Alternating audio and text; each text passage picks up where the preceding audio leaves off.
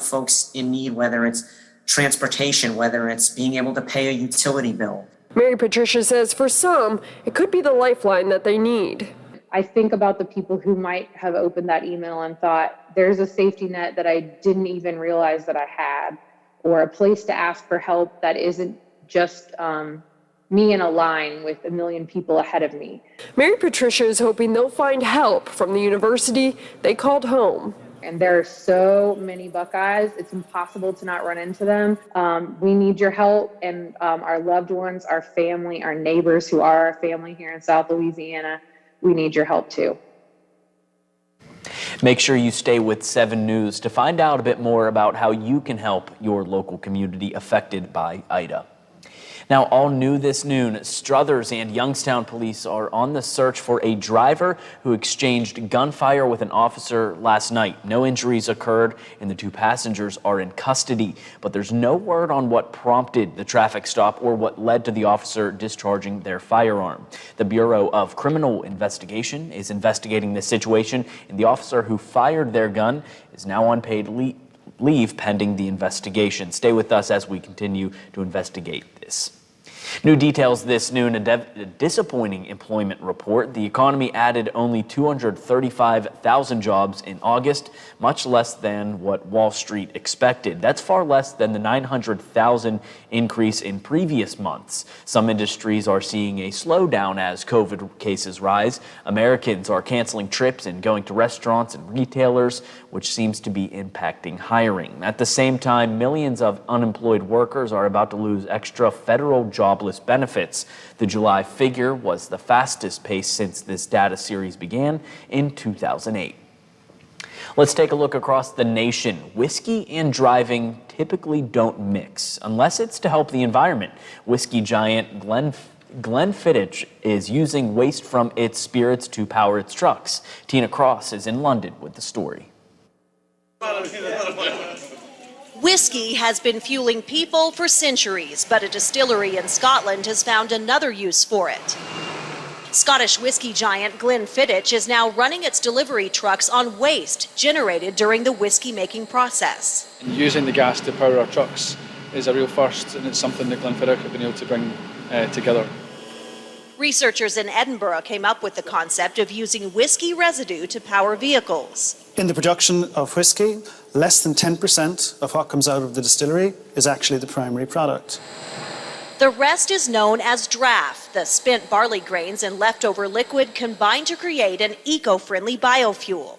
So we now have vehicles that we can use to transport our goods and our spirits around the country that comes from a renewable source and is ultra low carbon. Glenfiddich says biogas cuts carbon dioxide emissions by 95%, so it's working to convert its entire fleet. From the highlands to the highways, the greener fuel is sure to go down smooth. Tina Kraus, CBS News. The Scotch Whisky Association hopes other distillers will start using biofuels in their trucks too. They've set a net zero target across the industry by 2020. Don't go anywhere because still to come, Zach has a peek at when our next chances for rain will be. Find out the latest in his full forecast right after this break.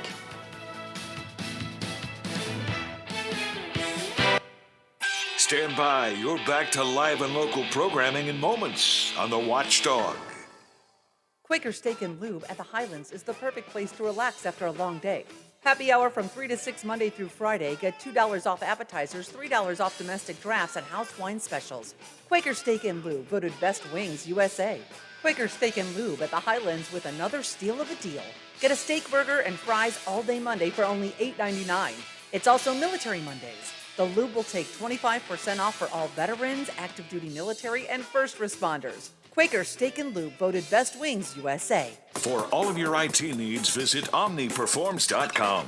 Omni Strategic Technologies, the only IT company that the Watchdog trusts. Introducing our new redesigned 7 News app. Our new app features a sleek, modern design, an easy-to-navigate home screen with quick access to local news content and a localized weather forecast. Subscribing to notifications is easier, and with one tab, you have access to recent push notifications. There are more ways to watch and find video. To get the new WT WTRF7 News app. Just update the latest version or download the WTRF7 News app in your Apple or Google Play Store by searching WTRF. Hello, everyone. From the Watchdog, I'm the Storm Tracker, Darnell Foster, with a look at your local weather forecast for your Friday.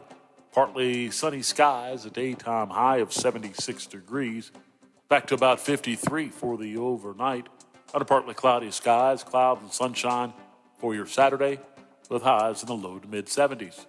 Have yourself a great day, everyone. From the Watchdog, I'm Darnell Foster. The views and opinions expressed on the following program are not necessarily those of this station or its sponsors. The following program is brought to you in living color on NBC. Now it's time for Bill DeFabio on AM 1600 WKKX, The Watchdog.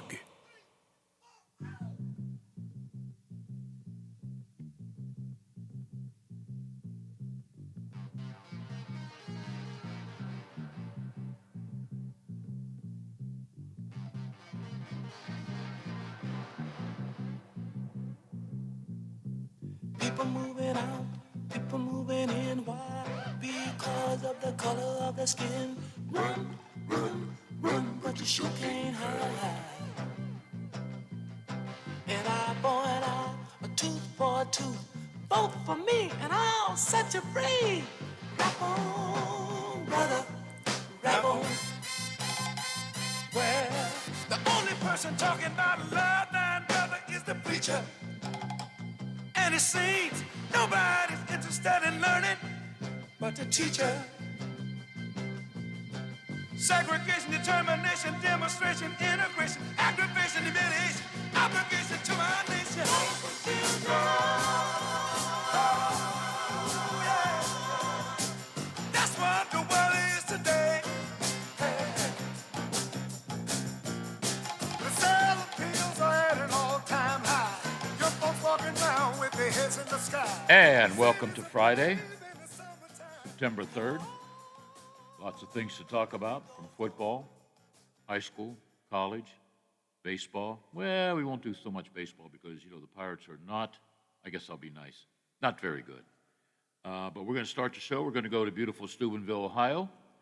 And Coach Reno's on the air. He only has a few minutes to spend with us, so I'm going to get right to the point.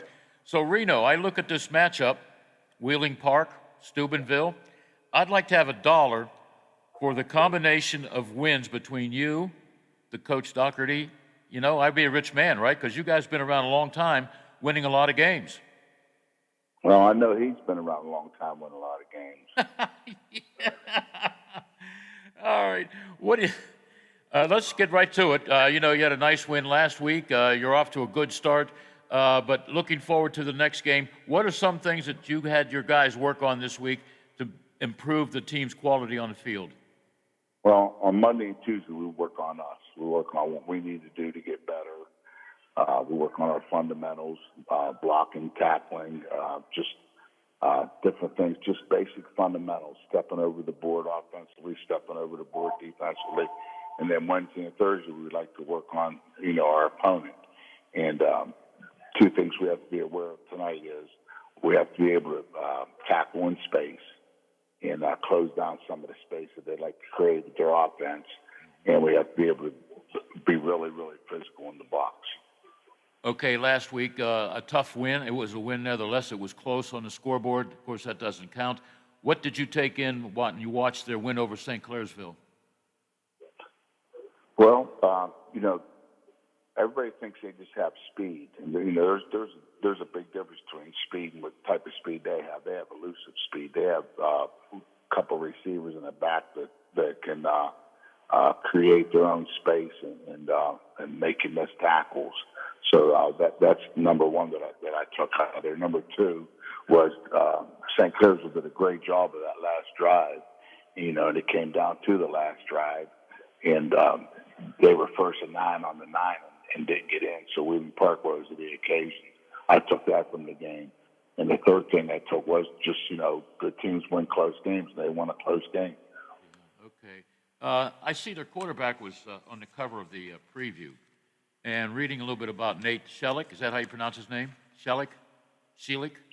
That's not their quarterback. That's their safety. Oh, okay. Well, he must be one of their better players because he's been Yeah, highlighted. he's a really good player, good wrestler, Yeah. good football player. I good got him down. speed. Yeah. Okay. He's tough. He's a good player. Okay, when your defense has the football, what kind of offense will you be facing? When our defense has the football, No, when the other team has the football, what kind of offense will your defense? the spread. They'll go quads. They'll go trips in the single receiver. They'll go sidecar or a pistol back. So and they'd like to do certain things out of those formations. But the whole thing is, their passing game just grip it and rip it. They don't give you time to get to them. They just want to get the ball to those receivers quick and let them do their thing. So that's one thing we have to. Second thing, their offensive line is big and it's really disciplined. They do a really good. They're not real fast, but they do a really good job of getting on their blocks and staying on them and trying to suffocate the defensive line. So they do that very well.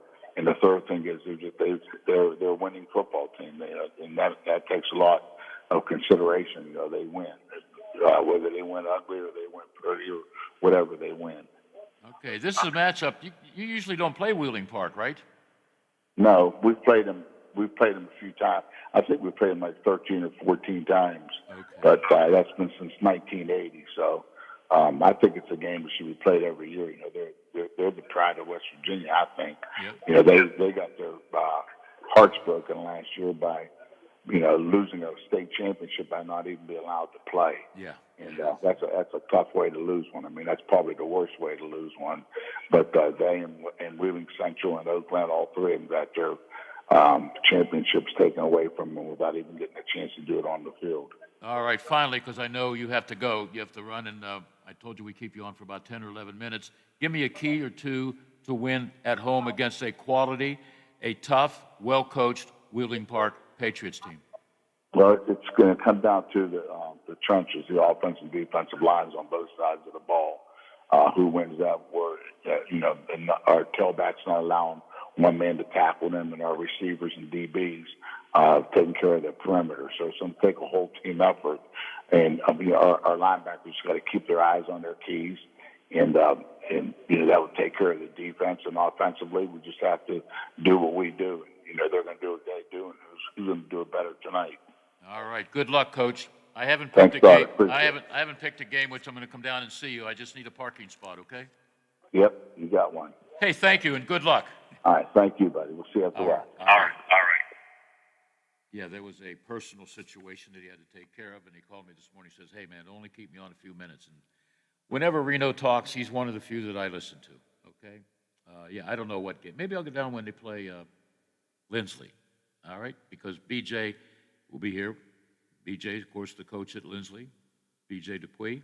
Right now, Bill DeFabio Dupuis will take a break as we come back with football, baseball, hockey. Lola, I don't know if you saw it. I've seen a lot of strange things with these fumbling Pirates. Fly ball to the second baseman, would have been an out. He drops the ball, didn't even see it, I guess.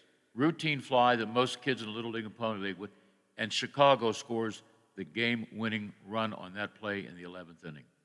And earlier, the same player, Defoe, was throwing the ball back to the pitcher and overthrew the pitcher after he made an out. So they could do a highlight reel that would just be funny from the first minute to the last minute.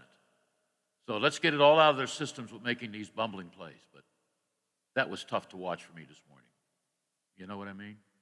Yes, I do. Yeah, but this year's been just unbelievable. The plays at home plate, first base, got routine plays. And, Yeah, they've done that before. Yeah. Overthrown first, Yeah. The people sitting in the stands.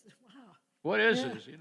They should run out there and tag them because they've got the ball. Yeah, I mean, it's just, let's get it out of the system. Maybe there's more strange situations coming up with about 30 games left. So, but that was a winnable game last night, but I think I've said that many times this year. Okay, we're going to talk to B.J. Depew of Lindsley High School. They will be playing Fairmont Senior tomorrow, okay? But today, we got Coach B.J. on to talk about his next game on the football field. Variety Show. I'm Bill, across the way is Lola. She's counting the hours where she's going to be out of here and go on vacation. And I hope she has a great time. Bye. Hi, it's Hoppy Kirchville. Join me weekdays at 10 o'clock for Talkline. We'll talk about the big stories affecting us in West Virginia, top political figures, sports personalities, sometimes just plain folks offering their opinions on what's happening today. 10 till noon, right after the Watchdog Morning Show with Howard. Are you or your loved ones facing a serious legal battle? The law office of Paul Harris wants you to know you aren't alone. Do you need someone that's not afraid to go to trial and fight for your rights? Attorney Paul Harris and his team are willing to go where most firms are not. The courtroom. With a successful track record in civil litigation, criminal defense, including tax issues and healthcare fraud, Harris Law Office will fight for their clients by offering the most aggressive representation in and out of court. Call Paul Harris at Harris Law Office for a free consultation. 304-232-5300. You're never too far from the most local programming in the Ohio Valley. Find us here. AM 1600 and 1370, FM 98.1 and 97.7. We are the Watchdog. The Watchdog. For all of your IT needs, visit omniperforms.com. Omni Strategic Technologies, the only IT company that the Watchdog trusts.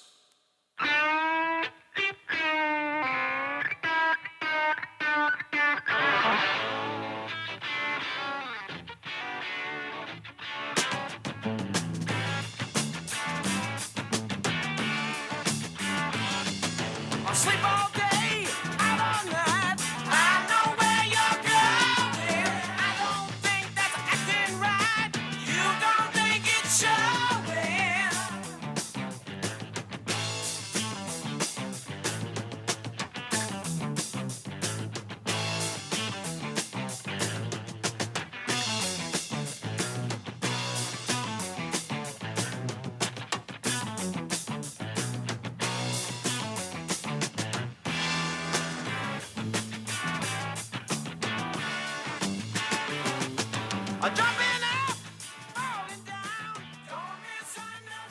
I might have said BJ's next. No, BJ's on the on-deck circle. He's got to wait till after we take a break at 12:30 and do the news. But he's coming up to talk about Fairmont Senior, which will take place tomorrow, okay? On Lindsley home field, okay? It's not a home field advantage. Let's see what's happening. First of all, the Pirates lost a tough one. I think I've said that at least 80 times because that's why they got about 85, 86 losses. They got off to a great start. Nolan Moran, first inning, 3-run homer. You know, they got good pitching for about 6 innings. After that, the bullpen went. So they lose a tough one in 11 innings, 6-5 to a Chicago Cubs team. I don't recognize most of the players because most of them, they were traded. A lot of the good guys, you know, Baez, Anthony Rizzo, oh boy. But that's the way it is. That's another team in Chicago that they will have to retool or rebuild. But the thing about Cubs fans, they're very loyal.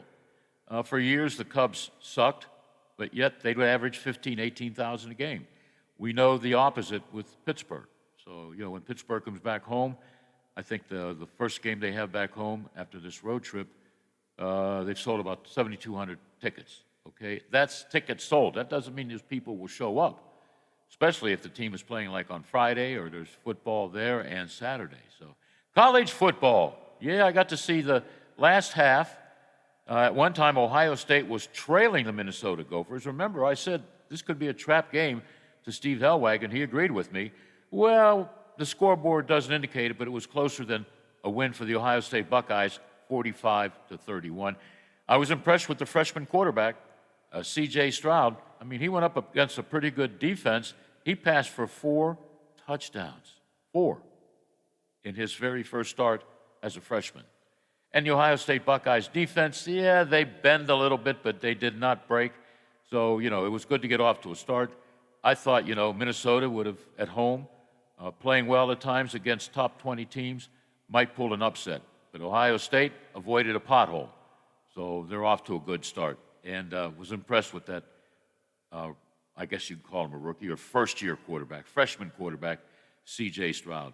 I like the way he handled himself, too, in the post-game interview. So, yeah, good things coming. They got to stay away from injuries, the fourth-ranked Ohio State Buckeyes. And I think they have a schedule that's in their favor. But you never know from one Saturday to another Saturday. That's why, you know, if I was a Penn State fan, I would be a little bit nervous when they visit Wisconsin. Here are 2 teams in the top 20. I think Wisconsin's 14, the Penn State Nittany Lions 19. Wisconsin has a very, very good team, and they're very, very tough to beat at home. So that should be interesting.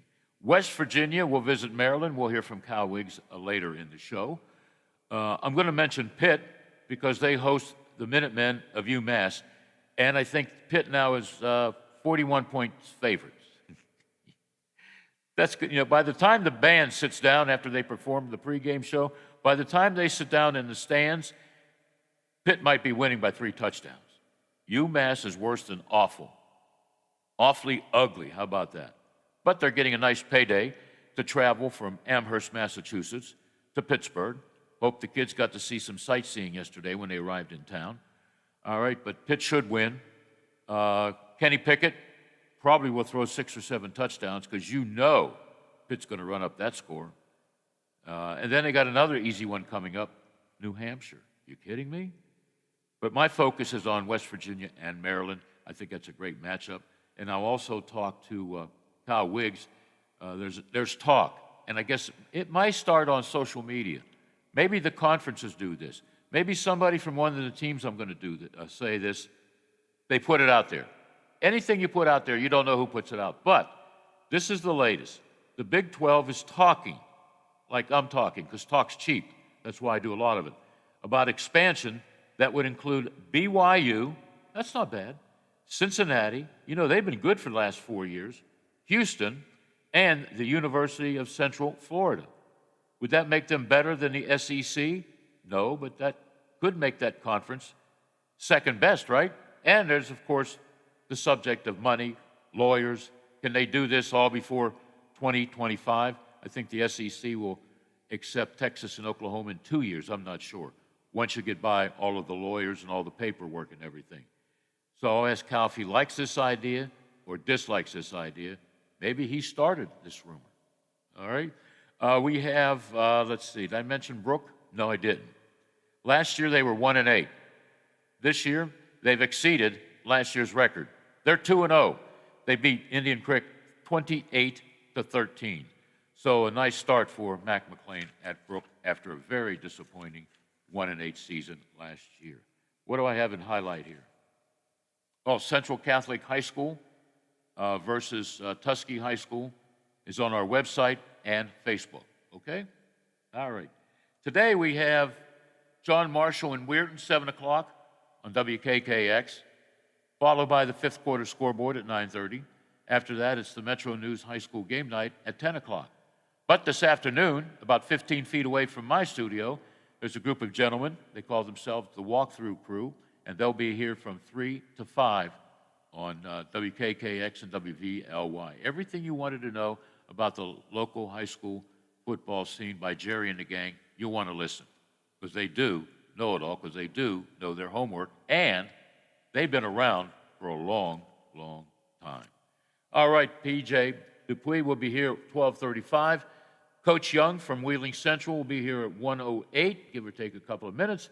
And Kyle Wiggs, busybody in Morgantown, should be joining us at 1:35, give or take a couple of minutes.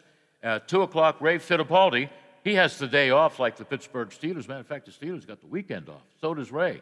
He'll give us an update on injuries and whatever, who's on IR, who can come back in a few weeks, who's injured. And then from 2:35 to 3 o'clock, Butch Maxwell will be joining us with some community events, and he can tell us all about his good friends who will be working tonight and tomorrow, okay? All that coming up. So, but BJ, off to a good start. I'm trying to think what game I could go to. Probably Lindsley and Steubenville. That way I get to talk to both coaches. I don't know where that is. Do you know where that game is, Lola? Hold on. At Steubenville, September 24th. Or I can save that trip and check out, that field's right near Wheeling University, isn't it? The old football field that Lindsley plays in? Yeah, it's up that way. Yeah, I mean, okay. I think I can see it you from the go parking lot. Left. No. No. You go left to go to Wheeling All right. University, and you go right up the hill Okay. to go to Lindsley.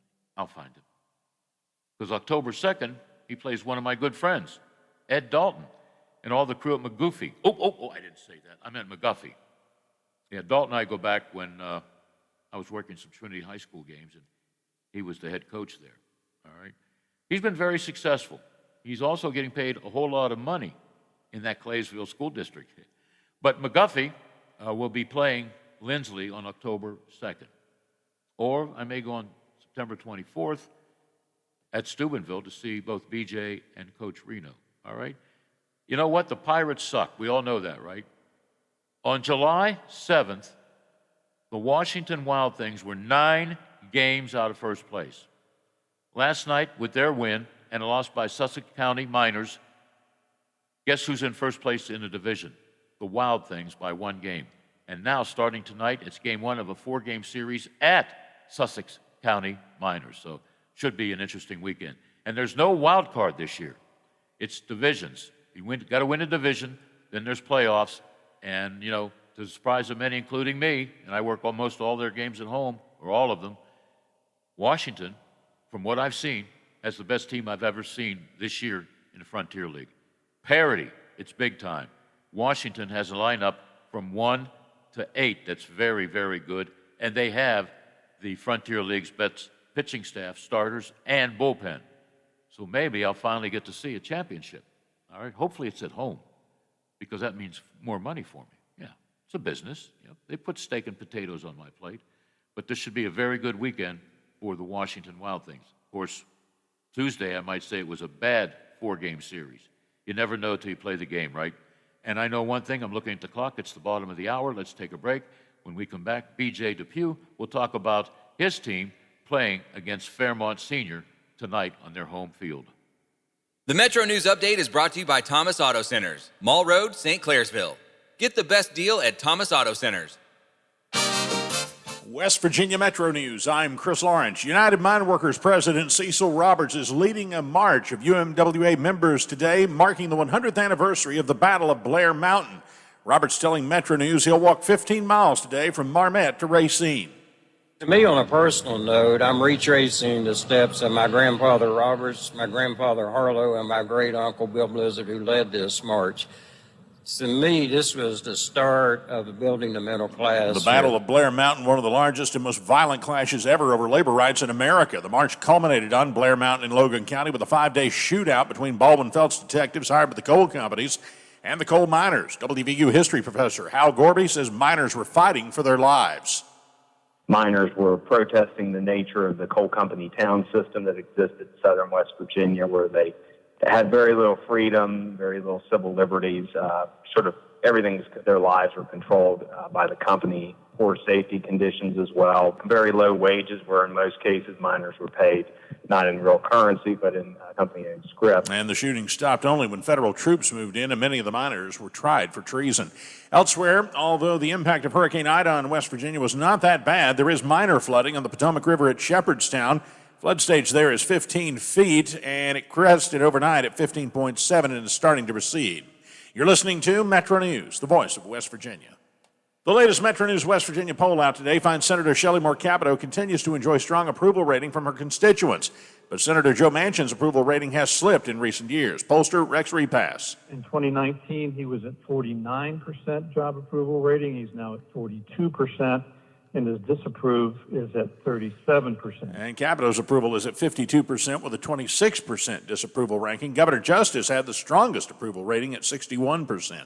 From the Metro News Anchor Desk, I'm Chris Lawrence. Your child's teeth and gums need the right nutrition and care to grow strong and stay healthy. A back-to-school dental appointment can diagnose any potential problems and improve your child's oral health. Ohio Dental Association member dentists are located throughout the state, are dedicated to providing the highest quality dental care, are bound by the highest ethical standards, and obtain superior ongoing education and training. Ask if your dentist is a member of the Ohio Dental Association and American Dental Association so you know you're being treated by the best. To find an ODA dentist in your area, visit associationsadvanceohio.com. Have you ever thought about having a podiatric physician examine your feet? Doctors of Podiatric Medicine set broken bones, perform wound care, and remove bunions. Common health issues that they treat include ingrown or fungal nails, corns, warts, and skin problems like athlete's foot. Foot exams are easy and can prevent many problems. If you can't walk, work, or enjoy sports activities without pain, what are you waiting for? To find a podiatric physician who is a member of the Ohio Foot and Ankle Medical Association, visit associationsadvanceohio.com. Hey, I'm going to the kitchen. Can I grab you a Coors Light? Yeah, that sounds good. Huh. I never knew there was a zip line in my fridge. Hey! Hey, buddy! Yeah? You got 2 Coors Lights up there? Always brewed down to 34 degrees. With a taste as cold as the Rockies, only Coors Light gives you refreshment every time. Here you go. 2 Coors Lights. Awesome, man. Wow, these are really cold. That's the only way I deliver it. Sure, I mean, you being a mountain climber and all, Yep. you probably need a pretty warm coat in there, huh? Yep. Hey, Ben! Yeah! Ask him if he has any nachos. You got any nachos in there? No. Just icy cold Coors Light? Yep. That makes sense. It is the Rockies. Coors Light, the world's most refreshing beer. Coors Brewing Company, Golden, Colorado. With great beer comes great responsibility. Most of us are faced with uncertainty every day. Your job, your finances, sporting events, schooling for your children, and so much more. With so much uncertainty surrounding you, there is one auto dealership that you can be certain about, and that's Doan Ford. You can be certain that you always get a great deal and the best service afterwards. Being in business for over 50 years has given Doan Ford the reputation of being a strong, reliable dealership. Be certain. Choose Doan Ford. Online at doanford.com. I'm not buying till I check Doan Ford. Over the years, you've brought opioids into your home. They helped when you were in pain, and you held on to them just in case. But holding on to opioids puts your family at risk. Learn more at www.fda.gov/drug disposal. Hi, this is Hoppy Kercheval. Join me weekdays at 10:06, right after the Watchdog Morning Show with Howard Monroe for Statewide Talk Line. I'll have guests, conversations, texts, phone calls on all the big stories affecting West Virginia. So tune in weekdays right here on FM 98.1 and FM 97.7, The Watchdog. It's the little old lady from Pasadena. The little old lady from Pasadena has a pretty little flower bed of white gardenias, but parked in a rickety old garage is a brand new shiny red superstar Dodge. And everybody's saying that there's nobody meaner than the little old lady from Pasadena. She's the terror of Colorado Boulevard. It's the little old lady from Pasadena. If you see her on the street. And I'm the little old guy from Washington, Pennsylvania. All right, now I'm going to talk to a guy who works in the Wheeling area. BJ Depew, he's the head coach at Lindsley. I got to ask you a question, BJ, and it might be a stupid one. Ready? I'm ready. All right. Who in the hell did this schedule? That's a tough schedule I'm looking at. Did you put that together? Our athletic director put that together, Bill. Wow, that's a toughie, man. Yep. I mean, Yep. you know, I give you a lot of credit, but, you know, a lot of schools, they get turkeys for the first or second games, like Pitt. Pitt's playing UMass. Are you kidding me? Then they're playing New Hampshire. Are you kidding me again? And those schools, of course, get paid a couple of bucks. But I looked at the schedule last night, and I said, whoa, we got some toughies here. All right, first of all, I want to talk about your team. I guess you got, what, about 50 players? We've got 48 on the 48. roster. Yes, All that's right. a healthy number for us. Yeah, in the past, you were always looking for numbers, right? Yeah, but we've been around mid-40s, and so 48's definitely it's good for us. We've Yeah. got good competition among those 48. Yeah, quite a few seniors, about 13 juniors, 17 sophomores, and 9 freshmen. So you got a lot of experience this year, but a lot more coming back next year. But I know coaches speak, you only take it one game at a time. But I was also reading the little bio about your team and your workouts in the off season. Did it help a lot spending most of the summer in the weight room? It definitely did. Not every kid can commit to it. Everybody's got some other things going on throughout the summer, and you can see the difference between the kids who put the time in over the summer and those who weren't able to. I think a lot of it early on with conditioning and injury prevention. Really, maybe injury prevention is where it shows up more than anything. Yeah, that's true. And You know, you lost a lot of rushers due to graduation, so how'd you replace those numbers? Well, we ran the ball better than we did last year, to be honest with you. A little bit more of a commitment to the run, at least in week one, as we were breaking in a rookie quarterback. But we were really pleased with how we blocked and really pleased with how both Alex Taylor and A.J. Sanders ran the ball for us. So a good start in terms of replacing all those quality football players in the backfield last year. I was reading about this horse you have at fullback. What is he, 6'2", 246? I'll let you mention that. Ada Delata? It's Adam. I don't know how the M got deleted, but I've seen Ada printed a couple different places. But his name is just Adam. Sorry, Adam. I know he's a big, strong kid. Played the offensive line for us last year and was a regular on our defensive line. So we felt good enough about the candidates we had on the offensive line to transition Adam back into a fullback's role, which is, of course, every offensive lineman's dream. And so far, he's working out really well for us there. Talk about your leadership at QB. Luca DiLorenzo has made a great transition from receiver to quarterback for us. He can still play wide receiver very easily, and Colin Paul could slide in and take snaps at quarterback, and we could operate an offense in that way. And I'm sure we'll see some of both. But Luca really did take on a leadership role when he became our starting quarterback for week one, and has a lot of confidence in himself, even though he's got very little experience actually running the offense. He did that in junior high for us, so he's no stranger to the position, but he has made himself a well-known name playing out in space a little bit, and now here he is behind that offensive line taking every snap. So he'll continue to develop, but we're really pleased with his first start. Well, you started the season with a W at Martins Ferry. What do you take from that game? I know coaches, they don't like to talk about what we've done well, but what are some of the things that you saw that you had to work on this week in preparing for Fairmont? I think it was an extremely hot night, but overall, I think we got tired. And when we got tired playing, technique seems to falter a little bit, and clearly you're not at your best. And so I think a lot of the mistakes that we made, especially a little bit later on in the game, and just some of the not so great performance that every coach sees on film, in this case I think had to do with some conditioning. So we've had to make some adjustments there, and that's something we took away from it. Going to Martins Ferry and getting a win is always a really big deal. It's a quality program that has had the upper hand on us for a long, long time, so it's a fun game. I think our kids battled.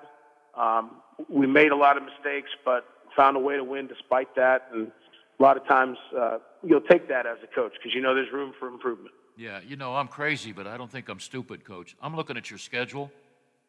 If there's a misprint, let me know. You only have 3 home games? That's correct. How'd that happen? It's a little more difficult when you play on Saturdays, and everybody else plays on Fridays. Fridays, yeah. Prefers to play on Fridays, and I understand that. You get into a rhythm in your season, and it's not easy to bounce back and forth on game days. And we have to do it a lot.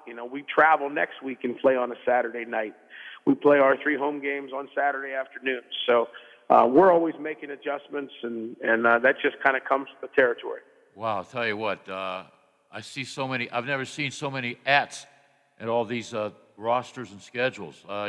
You go at Cardinal Mooney, at Princeton. That's not the college team, is it? No, but that's quite a trip. Where's Princeton in West Virginia? Way down south. Okay, I'd get lost. I get lost in going to my radio station. Then you go visit Uncle Reno at Steubenville, and then you got McGuffey at home. Then at Canton Central Catholic, at Dover, and you put Louisville. That's a Division I team, isn't it? No, just kidding. But you have Louisville at home, and then you have Hollidaysburg. Well, that's a trip for you, isn't it? Yeah, I've not been there. Our baseball team has gone there, and I think it's in the neighborhood of 2.5 hours, I think. Yeah. That's a long ways off, though, so I haven't. I know coaches speak, BJ. You don't look ahead. I know, so we'll look ahead to tomorrow. How's that? It's very exciting to think about tomorrow. Fairmont Senior, what's that mean? Only seniors go there? That means they're the reigning AA West Virginia State champions, and they return an awful lot. Look really good in their opener.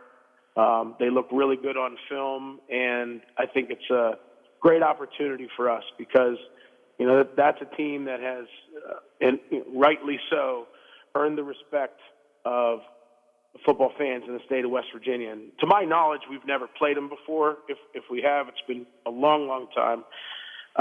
So to have the chance to host a team that had such a successful year last year and is so well respected, it's a way for us to get a feel for where do we stand, relative to a team with that kind of a track record. So we're excited. If they're that good, I can make some phone calls and have the bus, make sure it doesn't show up. No, we want them to show up tomorrow. We want to see what we're made of. Okay, so that's a good test for you, the coaching staff, and of course your players, right? Absolutely. Are you pretty healthy? I know it's only week 2, but I watched some injuries last night with Ohio State and Minnesota. Are you pretty healthy, Coach? Yeah, relatively speaking, we are. We did unfortunately lose a senior center who has had a great career here, and he's going to be out a few weeks. We're hoping that we get him back later, but Colton Sobalski is not going to be able to get on the field for us tomorrow, so we'll remember that as we take the field. Yeah, it looks like you have some depth at almost all the positions, correct? Yes, we did have.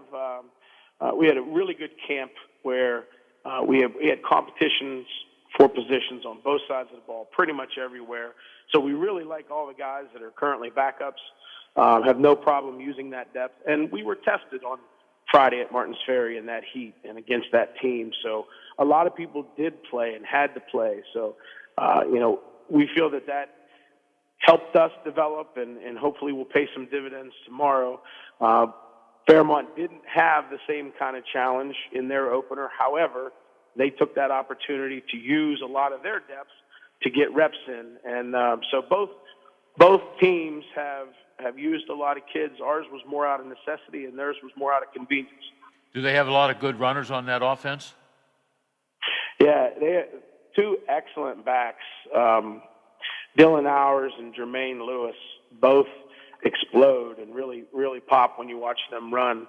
And they have a big line. They're going to be bigger than us. Fair to say, bigger than us up front. They got a new quarterback. Their quarterback last year, if I'm remembering correctly, ended up going to Kent State and was an absolutely phenomenal football player, Gage Michael.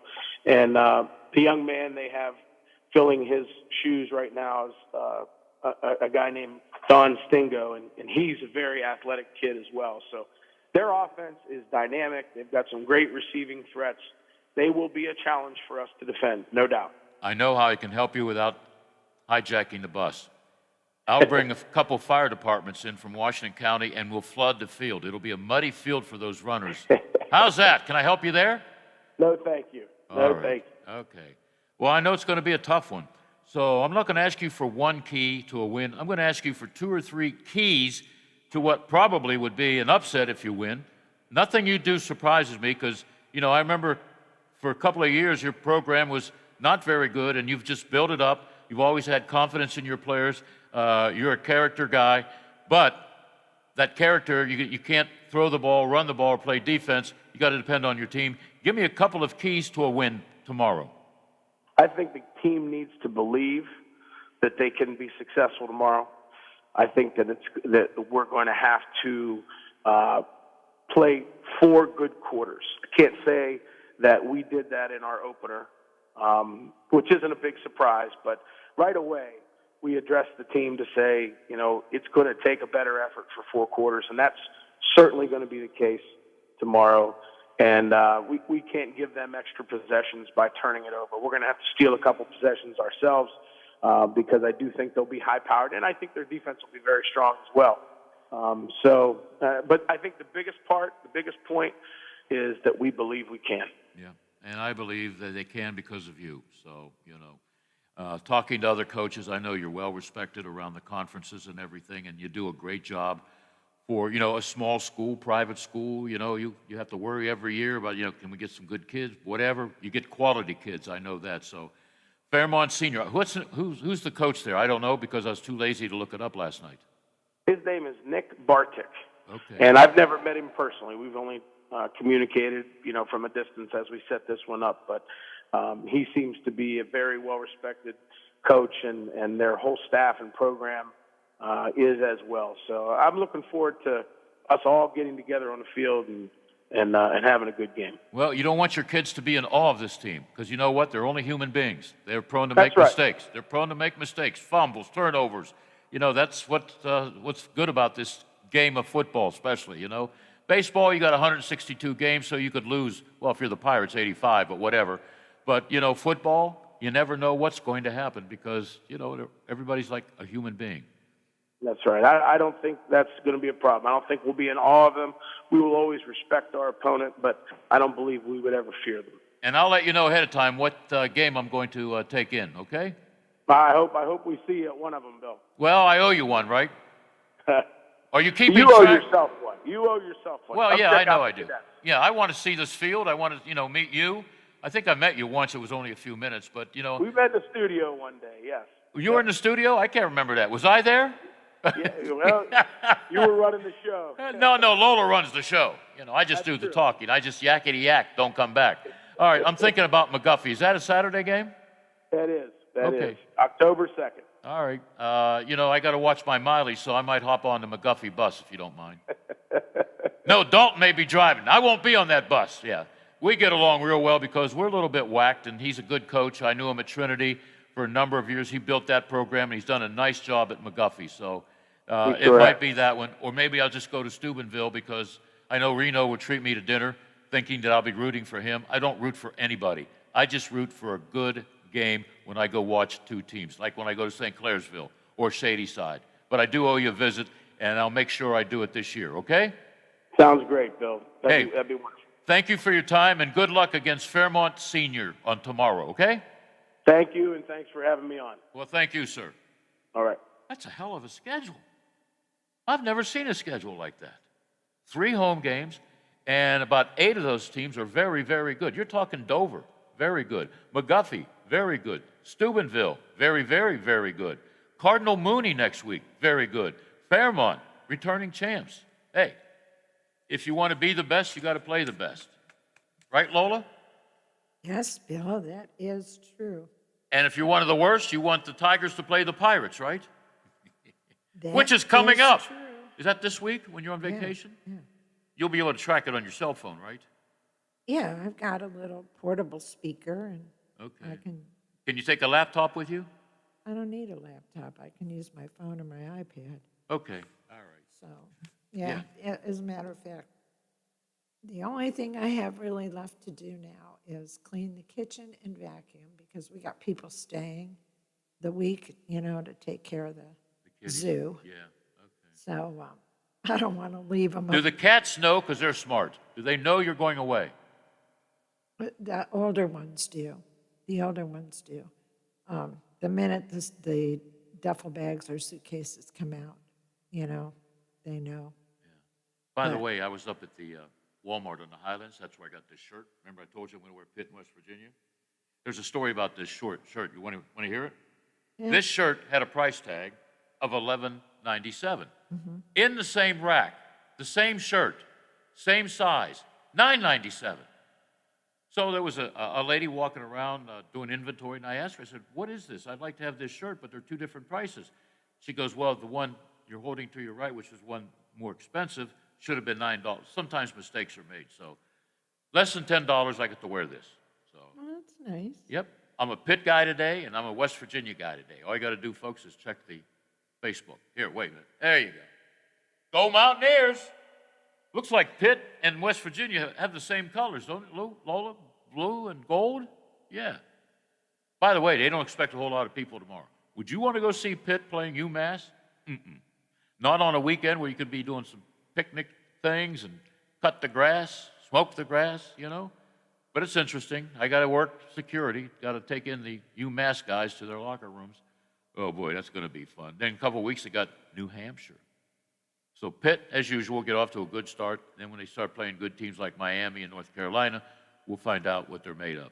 But my big concerns is playing Maryland on their home turf. And Cal Wiggs will be on later to talk about that. We also got Coach Young at 108 talking about Tuskegee Central. I think I already asked him last week where the hell that is. I'd get lost. Cal Wiggs at 1:35 to talk about the West Virginia Mountaineers' visit to Maryland, which I think could be a trap game, but I said that yesterday about Ohio State and Minnesota. And for a while, I looked like that prediction was pretty good because Minnesota had a lead going into the third quarter, but the best team showed up to play at the right time. I feel sorry for that Minnesota running back. I guess he ripped his Achilles tendon. Oh, nobody tackled him either. I watched that replay 3 or 4 times this morning. That's how those injuries happen, you know. Last year, he rushed for over 1,100 yards. Good player, pretty good offense in Minnesota. Now that offense, they won't get the running back until next year. West Virginia, Maryland, I think that's a good start for the Mountaineers. 2:05, we'll check in with one of my Steeler insiders. The Steelers have the weekend off. So does Ray Fittipaldo out of the Pittsburgh Post-Gazette. Then at 2:35, we'll check what's happening in the local community and with Butch Maxwell. And then at 3:01, I'll give Lola a hug and say, see ya, have a nice time. Don't even think about me or the radio station. And she's already thinking about how much beer she'll have on the beach tomorrow. Or will you be on the beach tonight, Lola? No, not until Sunday. Sunday? Okay, all right. Well, you're going to have a good trip, and I won't miss you because I want you to have a good time. We're going to have a good time after I go over all the sports again. Brooke, hey, they got a better year already than last year. Last year, Coach Mack, 1-8. This year, 2-0. Oh, my. They beat Indian Creek 28-13. They are now 2-0, and they need a good year after last year when they were 1-8.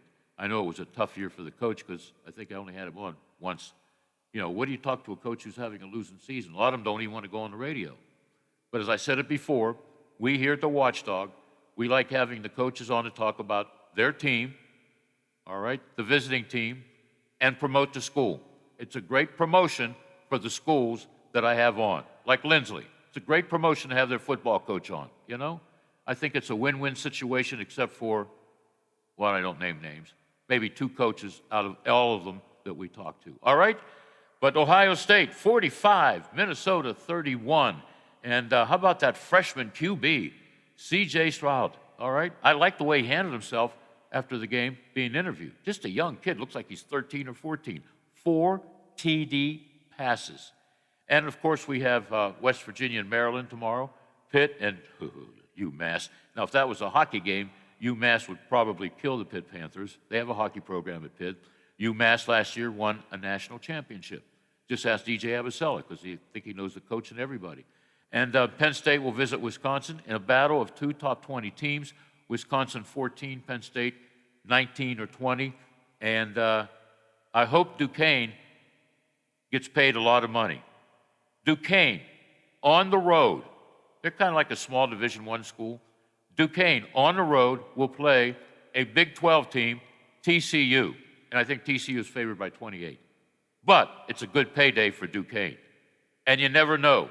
TCU might be looking ahead to other teams that they're going to be playing in that tough Big 12 and maybe have a bad day and Duquesne comes up with the big upset. What was the upset that you weren't in a good mood years ago? Who upset Michigan? Appalachian State. Yeah. Oh, I remember that. You just never know till you play the game. I know one thing. The Pirates, I think they're still going to win a couple of games in Chicago. Because I watched highlights of that game. I didn't recognize hardly anybody in that lineup because they were either traded or released because they're rebuilding and they are retooling like the Pittsburgh Pirates. I like the Pirates pitching staff, by the way. I like the bullpen, although they gave up the game-winning hit, which was a dropped fly ball, which you don't see very often, but it happens because everybody's a human being. Okay? So that's the wrap right there. And we're going to come back. Let me tell you about our airwaves today. I've made so many notes. We got the Friday afternoon walkthrough about 15 feet away from this studio with the gang, led by Jerry and company, 3 to 5 on WKKX, WVLY. John Marshall, Weirton, 7 o'clock on WKKX, followed by the 5th quarter scoreboard. You know, you don't want to miss that because everybody that was in action tonight, you'll know the final score by then, at least by 9:30, right? Followed by Metro News High School Game Night. And we have this reminder, Wheeling Central tomorrow. You can check that game out on our website and Facebook. ONN Sports Magazine tomorrow morning from 8 a.m. to 8:30, followed by the Metro High School Football Scoreboard, 8:30 to 9 a.m. I'm not even halfway through this read. Sports Huddle from 9 a.m. to 11:30 right here. Yeah, and we better start to cut it short here. We are almost, okay. We're done, as a matter of fact. Lola says we're done. I've been well done for decades. We'll be right back.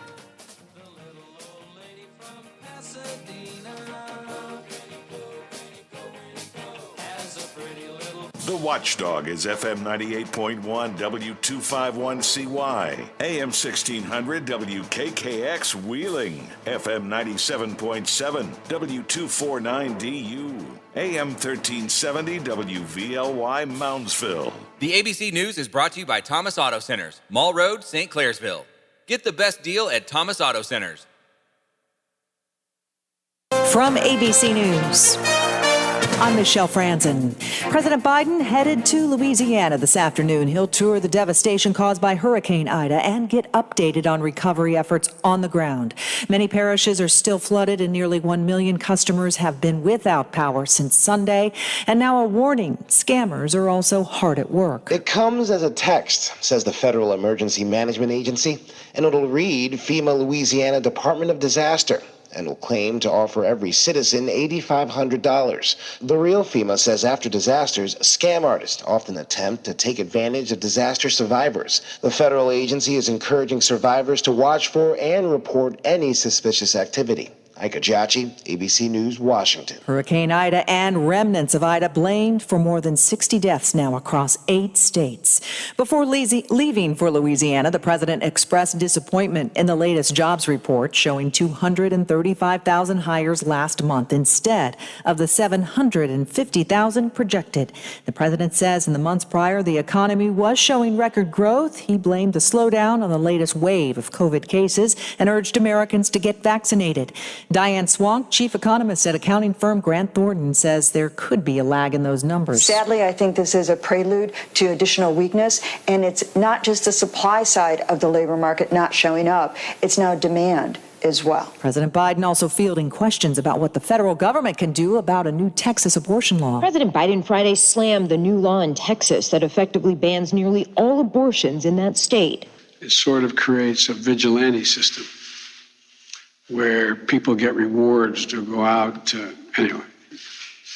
And it just seems, I know this sounds ridiculous, almost un-American. ABC's Karen Travers reporting from Washington. You're listening to ABC News. Do you check your Google search results regularly? You should. People often get their first impression of you or your business online. Negative comments on the internet can impact your life and your livelihood. Take control of your online reputation. Get your free reputation report card at reputationdefender.com. It may reveal negative posts from an ex-employee, upset patient or client, news article, legal issue, or even exposed personal information right there in your Google search results. Uncover what's lurking on the internet about you with reputationdefender.com's patented scan and get your free reputation report card. Or for immediate assistance with your reputation, call 800-401-6681. Our cutting-edge technology helps make your Google search results look their best. Call 800-401-6681. That's 800-401-6681. 800-401-6681. Or take the free scan at reputationdefender.com.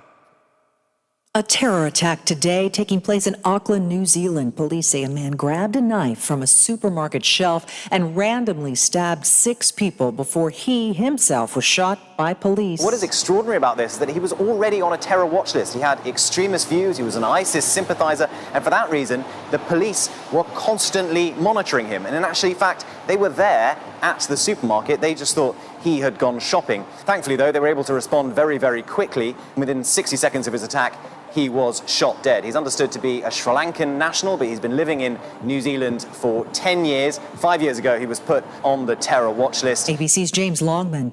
A sense of cautious optimism in Northern California, where the massive Caldor Forest Fire threatening South Lake Tahoe. Douglas County Fire Marshal Eric Gavon says winds are expected to calm a bit more today and into the weekend, and that could really help fire crews. We hope we can get it and take advantage this time and, maybe squelch it a little bit. Italy's prime minister says he may mandate COVID-19 vaccinations for all eligible citizens despite debate if it would be legal. Japan's prime minister is calling it quits at the end of this month.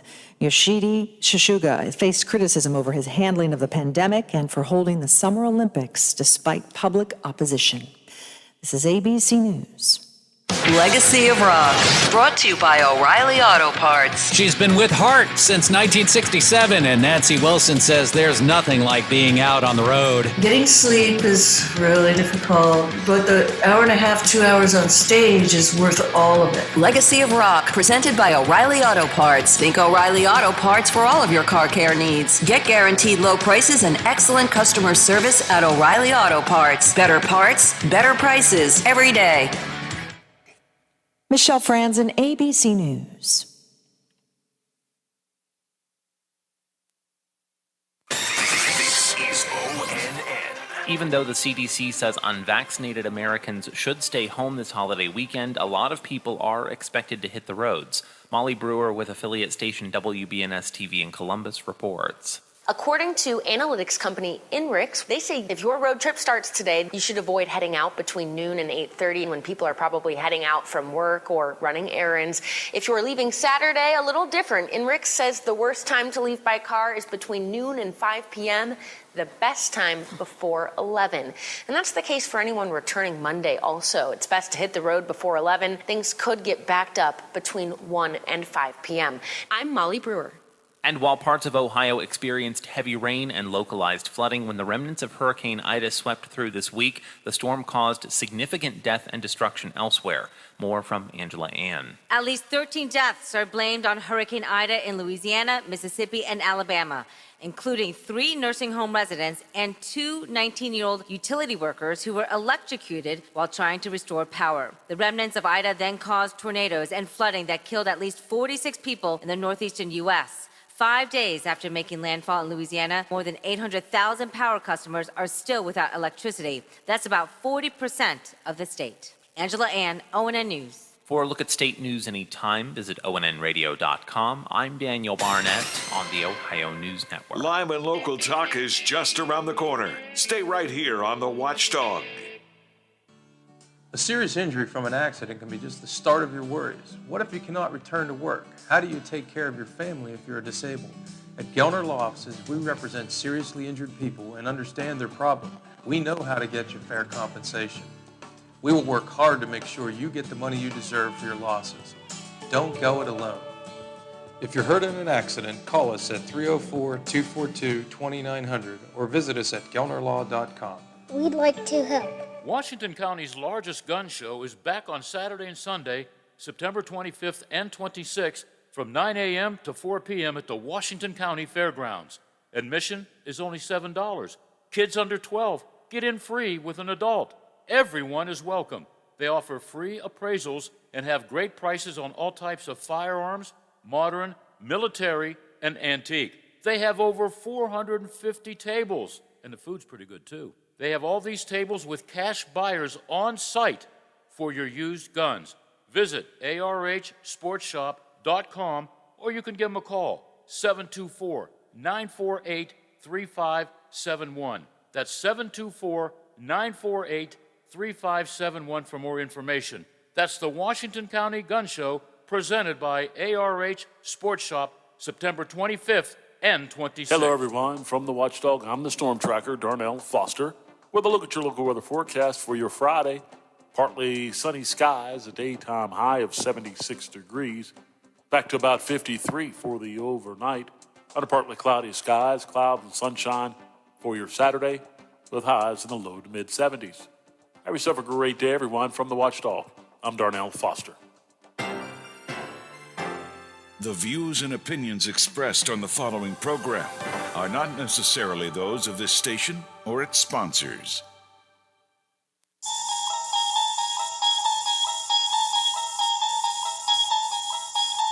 You unlock this door with the key of imagination. Beyond it is another dimension. A dimension of sound. A dimension of sight. A dimension of mind.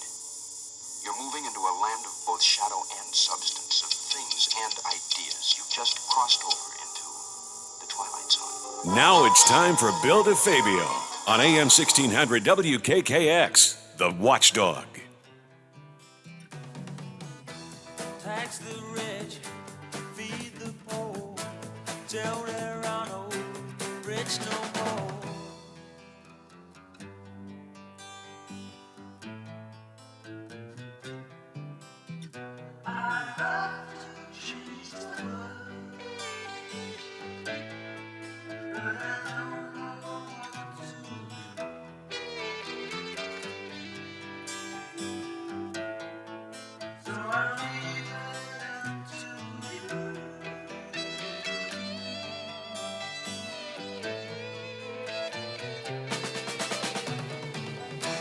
Population keeps on breeding, nation bleeding, still more feeding economy.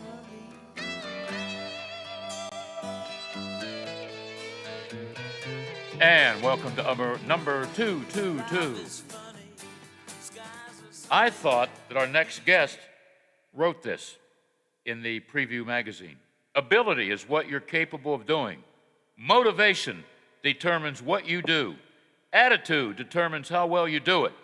And I thought my next guest wrote all of this, Mike Young. It was Lou Holtz. I thought that was your motivation with ability, motivation, attitude, Coach. No, I'm a supporter of Lou Holtz, and I probably would say ditto to what he wrote. Ditto. No, it's an ad in the Preview magazine from Boosters. You know, let's go Knights, let's go Junior Knights, and I saw that, and I goes, Coach Young had to write that. Then at the end it says Lou Holtz. Okay. No, I'm a follower of his, but not that was all him. Well, I'm a follower of you. How's that sound? I'll take it. Of course, I say that to every coach that I have on the air, you know? It's called equal PR. You know what I mean? Yep. Hey, I got to ask you, when you and I were growing up, especially me, because I don't know how old you are, but I think I'm a little bit older. I don't know. Doesn't matter. We always had games on Friday nights. It was Friday Night Lights.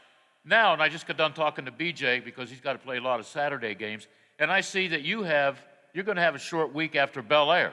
You play at Bel Air September 11th, then 6 nights later you're hosting Shadyside.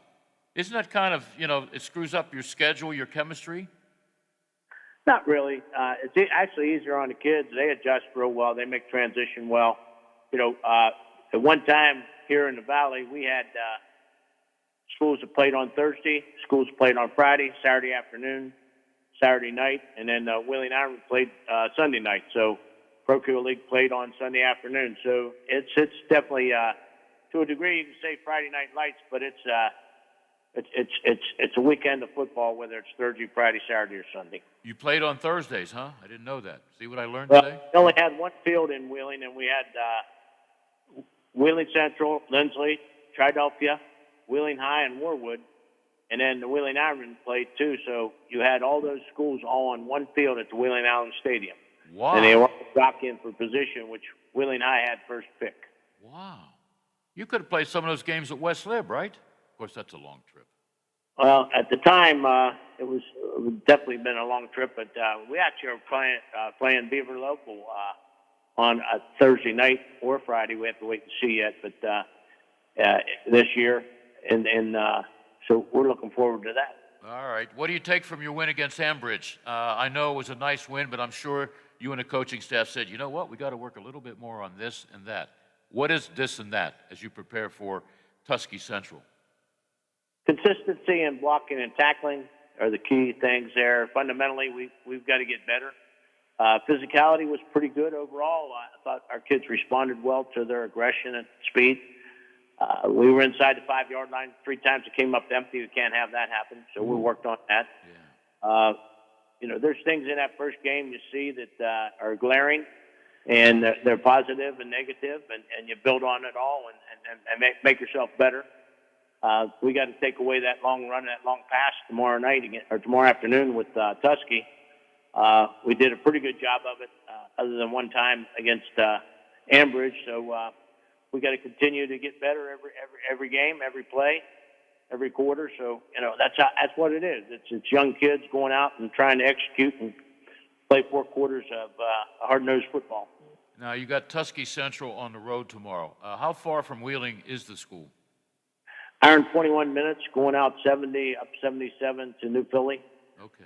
All Not right. a bad at all. What's their nicknames, by the way? What's their nicknames? I don't know. I'm not sure myself. Oh, that's a great nickname. Well, Tuskegee Central. Crusader, or it's Catholic school, so, you know, there could be the Irish, too. You never know. we won't go there, but that's pretty good. I'm sure you've seen film on them or whatever, digital, whatever they have now that the coaches just press a button and boom, you don't have to even go scout. What's impressed you on, when they have the football, offense? Offensively, they have a real nice quarterback, throws the ball well. He's elusive. He's aggressive. He reads his keys. Goes to his first read, second read, be able to throw it to the boundary real well. At the same time, we got to contain him. He has good feet, good legs. He runs hard. So the key to it is going to be to get some pressure on him and contain him, and then not give them the long pass. We got to get pressure. We were able to do that. We had, I believe, 5 or 6 sacks last week. So we were able to do that last week. We're hoping to be able to do that again this week. Our defense has to play aggressive to contain him and limit their number of possessions. All right. And now you have the football. What kind of defense will your quarterback and the leaders on offense see? They play a 3, just like we saw this past week, 3 front. But they send their linebackers. They're going to try to take away our power sweep, our buck sweep. That's the bread and butter to our offense in terms of where it starts. And we've got to get off the ball. We've got to be able to pick up good yardage, hold on to the ball, of course. I think we had a couple picks, which we got to improve on. We can't be throwing interceptions. Our young quarterback, Peyton Hildebrand, did a great job in both scrimmages and had some pressure on him, and they did a nice job.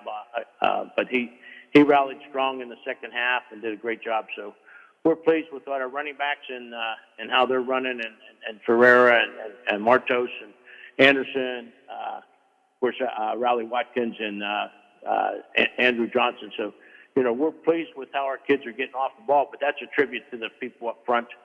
You got to have linemen, and we're definitely going to get better at our blocking. Cole O'Neill's doing a good job with us. He's playing it both ways, and an aggressive kid. We got to get him some more reps and get him playing. So, I'm pleased with overall where our skilled people are. Defensively, we got to continue to get better. We're doing a great job there. Up front with Ben Foster, Paxton Marlin, Andrew Hartzell, Deontay Suggs, and Braden Whitelash, along with Luca Ferreira and Wyatt Bratton. We're doing a very good job up there. We're real pleased with our defensive end play, and Marlin and Aiden Baker's come along like wildfire. He's also a tight end for us. So Caleb Radcliffe, great receiver, very good corner. We're hoping he can be our shutdown corner and play teams good. So we've got a number of kids that are doing well. We got to get Eli Tucker back from a quad injury. Excuse me. But, I'm excited with what our kids are doing in terms of their energy, in terms of their positive attitudes. We got to become more physical. We got to become more aggressive in terms of getting on our blocks and staying on our blocks. And we got to wrap up and make tackles. Wow. Last year, thanks to the COVID's color map eliminating the defending champions, you from the playoffs, I'm sure, I don't know how many kids you have out this year. Probably the most, around 50, right? You have 50 on your roster? 46, and, that we're following the protocol that we're supposed to in terms of wearing masks in school. We're following that here. When we're outside, we're okay. We encourage kids to get vaccinated because that's a big factor in us moving forward. Not that I would tell any kid they had to, but the way that the health department has it set up, the way that the protocol is, we hope that we are following that, and we don't want to be eliminated because of this thing. We were last year, and we're hoping to move past it this year and keep everybody healthy and safe, and follow the standards that are set up. Okay, now, I hate to use the word retool, but, gone from last year's squad to this year, 13 seniors, including 4, not 2 or 3, 4 first-team All-Starters and a second-team All-Star. Is it tough to retool, or you just have to go with what you have on the field? We have a lot of history, a lot of tradition, a lot of culture here at Central where a lot of these kids have been waiting their turn. They're hungry to step up. They know what happens when the bell rings. They've got to answer. All right, give me 2 keys to a win on the road against Tuskegee Central, whatever their nicknames are. We got to limit their possessions, and we got to use ball security and take advantage of field position and score when we have the opportunity. All right, that sounds like a good key. That's coaches speak, but I like it. Well, that's why they call me coach, because that's how I come up with those answers. Yeah, well, you're pretty smart too. You surround yourself with good assistant coaches, a good booster club. Wheeling Central. That's if I was going to school, I would probably get the bus. There's a Wheeling Central bus that leaves about 5 blocks from my house in Washington. I'd hop on the bus. I'd want to play for you, Coach, but you got to start me. You know what I mean? No guarantees, Bill. I don't care how far you come from. I don't care if you live next door. There's no guarantees. You got to step up and answer the bell when it rings. Well, what if I take you out to dinner every night? Can I bribe you? Means nothing. You can't bribe me. Don't even try. Oh, man. Oh, hey, Coach. I hold my own kids, Yeah. Hey, seriously, if your dad thinks you're all world, but your coach doesn't. You know what I mean? That's how it works. Well, yeah, and today you got that going in all sports. I see it in Little League Baseball. I saw it in Pony League Baseball. I saw it in college. And, my kids, because I worked sports 24/7, always traveling, they didn't really care about playing sports, all right? And that's on me. But you know what? I paid cash for their college education, so I did something right, I think. I'm not sure.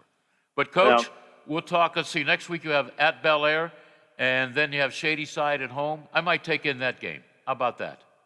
You're welcome to all of them, Bill. Thanks a lot for work. You have good food in the press box? What's that, buddy? Do you have good food in the press box? You'd have to check with our athletic director. I'm not really sure what goes on up there. Okay, I just know what's on the sidelines, what's on the field, and you're always welcome. Well, no, I'd rather be on the sidelines. I'll be on your sideline for a half and on Shady sideline on the half. That's like if you're looking at Facebook right now, I'm wearing a Pitt hat and a West Virginia shirt. That way I won't make any enemies. You got to be neutral sometimes, but you got to do what you got to do. Just like Coach Young taught me, got to do what you got to do with what you have. How's that for Coach speak? Hey, you got to pay the bills. And I know one thing, motivation determines what you do, so I'm motivated to talk to our next guest. How's that? Enjoy it, buddy. Hey, good luck, and we'll talk to you next week, same time probably. Yeah, we'll talk about Bel Air next week, all right? But good luck against Tuskegee, Central, whatever their nicknames are, okay? Thank you very much, Bill. Thanks for all the coverage and support. We appreciate it. And thank you for joining us all the time, anytime, okay? All right, buddy. All right. Have a good weekend. God bless. Yeah, I thought when I was reading this, I didn't look at the end who wrote it. Ability is what you're capable of doing. Motivation determines what you do. Attitude, are you listening, Lola? Attitude determines how well you do it. Lou Holtz, all right? I was a fan of Lou Holtz. I liked Lou Holtz better. I mean, he was a character on the field, had some great Notre Dame teams, NCAA championship. I mean, he was Mr. Fighting Irish. But I also liked him on College Game Day because he's funny, Some of those guys, I think they take what they do too seriously and they take themselves too seriously because they think they know it all. Well, they do their homework, but not everybody knows it all. But Lou Holtz, he would come up with some unbelievable lines. And he would wear some crazy outfits. Yeah. And he's from what? West Virginia, right, Lola? Lou Holtz? Okay. Same with Nick Saban? I think. He's from the Valley. Yeah. Nick Saban, I used to can't stand the guy. But you know what? I got to give him credit. He knows how to retool, rebuild. And you know what? If I'm a great high school football player, like 5-star, I want to go to Alabama. You go to Alabama, it's like people go to Duke, North Carolina. You're there maybe 1 year and you're in the pros. I want to go somewhere where I can advance and have a good coaching staff a good fan base, which they go crazy in Alabama on a Saturday afternoon or night. Well, what else are you going to do in Birmingham, right? Because I've been there, done that. Matter of fact, I had to look around for some bars to go to when Pitt played in the, what bowl was it? It was a rough game, hardly anybody there, but I got a nice jacket out of it. The Insight Bowl, or the Iron Bowl, I don't know. But the Pitt played in the stadium where Auburn plays Alabama, and I had to picture fans in the seats because that's a sellout. It's one of the oldest stadiums around, but it's got some great history, all right? And I'm a history buff, but if I was a good high school player, 5-star, yeah, I want to go play at Alabama, all right? Yep. Because Coach Lou, or Coach Nick, I'm sorry, there was a Lou Saban too. Coach Nick will make sure if I'm that good, he'll try and advance me to the next level and probably end up with his good friend Bill Belichick. They're great friends. And I'm sure that Nick Saban gave him some great advice on his star quarterback, Mac Jones, who now is a rookie, is a starting quarterback for his buddy at New England. Two great coaches. Matter of fact, if I'm a great college player, I think I want to go play for Bill Belichick. I don't care if he cheats or not. He wins. Just check out the 8 championship rings he has.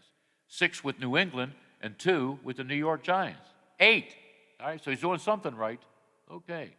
All right, just a reminder again, because we've got a couple of changes. Wheeling Central tomorrow will be on our website and Facebook.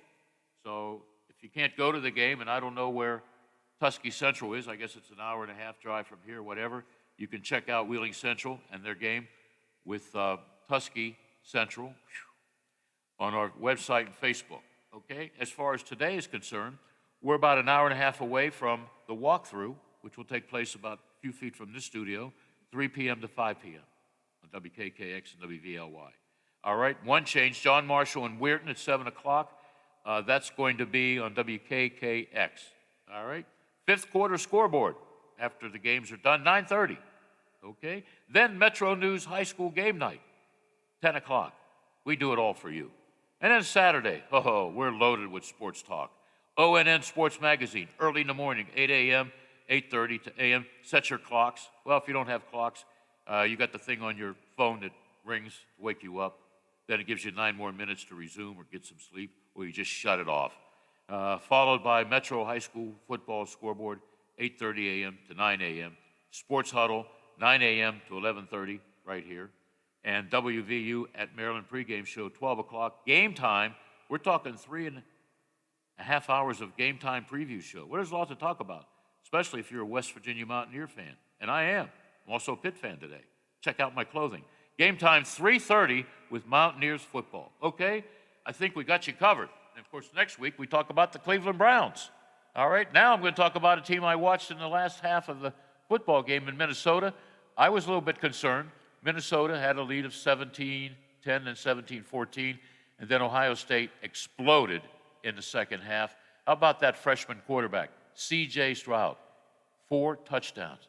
First game on the road against a quality opponent, and the kid throws 4 TDs. Not bad, huh? Going to be a good year for Ohio State. I don't know if I'm going to predict 12-0, but, it's going to be very tough to beat them, especially at Buckeye Stadium. And they have, I think, a very friendly schedule. Of course, you never know in football. The last game of the year, Michigan, all right? When's the last time Michigan beat Ohio State, Lowell? Did I know you then? 6 years ago, whatever? No, it's more than that, I think. Yeah, okay. I think it's more than that. Love him or hate Coach Harbaugh, he might lose 4 games. But it's a big if. If he beats Ohio State, you don't have to worry about his job. That's just the way it is. Yeah, well. Yeah. I don't think Lola likes him either. No, I don't. Yeah. I don't. You like his brother in Baltimore? I don't care about his brother one way or the other. Well, he told me he don't care about you. That's fine with me. All right. He might come and visit you. Sure. Yeah. Take you out to dinner. How about that? Sure. Go to Baltimore, meet him for dinner. He'll pick up the transportation, send a limo, and you can have crab cakes with Coach Harbaugh. Mm-hmm. How about that? Yeah, Bill, you set that up and let me know. I don't like him either. Okay. Hate's not in my vocabulary, but I don't have to like anybody. High school football, in case you missed it, I want to mention it again. It's worth mentioning because a year ago, Brooke had a bad year. How bad, you ask? 1-8. Now they've won their first 2 games. They beat Indian Creek 28-13. All right, let's take a break, Lola. And when we come back, we'll talk West Virginia football as the Mountaineers take on Maryland at Maryland. Hope it's not a trap game. We'll talk to Cowwigs coming up after the news. The Metro News Update is brought to you by Thomas Auto Centers, Mall Road, St. Clairsville. Get the best deal at Thomas Auto Centers. West Virginia Metro News. I'm Chris Lawrence. United Mine Workers President Cecil Roberts is leading a march of UMWA members today, marking the 100th anniversary of the Battle of Blair Mountain. Roberts telling Metro News he'll walk 15 miles today from Marmette to Racine. To me, on a personal note, I'm retracing the steps of my grandfather Roberts, my grandfather Harlow, and my great-uncle Bill Blizzard, who led this march. To me, this was the start of building the middle class. The Battle of Blair Mountain, one of the largest and most violent clashes ever over labor rights in America. The march culminated on Blair Mountain in Logan County with a 5-day shootout between Baldwin Felts detectives hired by the coal companies and the coal miners. WVU history professor Hal Gorby says miners were fighting for their lives. Miners were protesting the nature of the coal company town system that existed in southern West Virginia, where they had very little freedom, very little civil liberties, sort of everything, their lives were controlled by the company, poor safety conditions as well, very low wages where in most cases miners were paid not in real currency but in company-owned scrip. And the shooting stopped only when federal troops moved in, and many of the miners were tried for treason. Elsewhere, although the impact of Hurricane Ida on West Virginia was not that bad, there is minor flooding on the Potomac River at Shepherdstown. Flood stage there is 15 feet, and it crested overnight at 15.7 and is starting to recede. You're listening to Metro News, the voice of West Virginia. The latest Metro News West Virginia poll out today finds Senator Shelley Moore Capito continues to enjoy strong approval rating from her constituents. But Senator Joe Manchin's approval rating has slipped in recent years. Pollster Rex Repass. In 2019, he was at 49% job approval rating. He's now at 42%. And his disapprove is at 37%. And Capito's approval is at 52% with a 26% disapproval ranking. Governor Justice had the strongest approval rating at 61%. From the Metro News Anchor Desk, I'm Chris Lawrence. AutomotiveMap.com presents the Sports Flash, powered by the Score on the Watchdog. I'm John Thayer. In the PGA Tour Championship after round number 1 yesterday, Patrick Cantlay was in the lead. He had a 2-shot lead over John Rahm. John Rahm tied for the best round on the day at 5 under. He sits at 11 under after the staggered scoring start format. Harris English and Bryson DeChambeau are tied for third. They are 8 under par through day number 1. Round 2 is underway today. The NASCAR Cup Series playoffs get underway this weekend on Sunday night. In Darlington, it's race 1 of 3 for the round of 16. According to reports yesterday, BYU, Central Florida, Cincinnati, and Houston are the leading candidates for the Big 12 expansion conversations. They could receive formal invitations this year. Download the Score app today. Lightning fast sports alerts so you never miss a thing. I'm John Thayer with the Sports Flash, powered by the Score on the Watchdog. The Labor Day events here at Gap Factory and GapFactory.com. Shop 40 to 70% off almost everything. Plus tanks from $5, shorts from $10, and jeans from $20 through September 7th at Gap Factory and GapFactory.com. Creamy nut butter makes it delightfully sweet. Roasted nuts make it perfectly salty. Get 2 great tastes in one delicious bar. Enjoy a Nature Valley sweet and salty nut bar today. Are you one of those people who thinks it's okay to drive stoned? I mean, what's the worst that can happen? You end up driving below the speed limit? It's no big deal, right? Wrong. The truth is, your reaction times slow way down when you're high. You not only put yourself in danger, but everyone around you.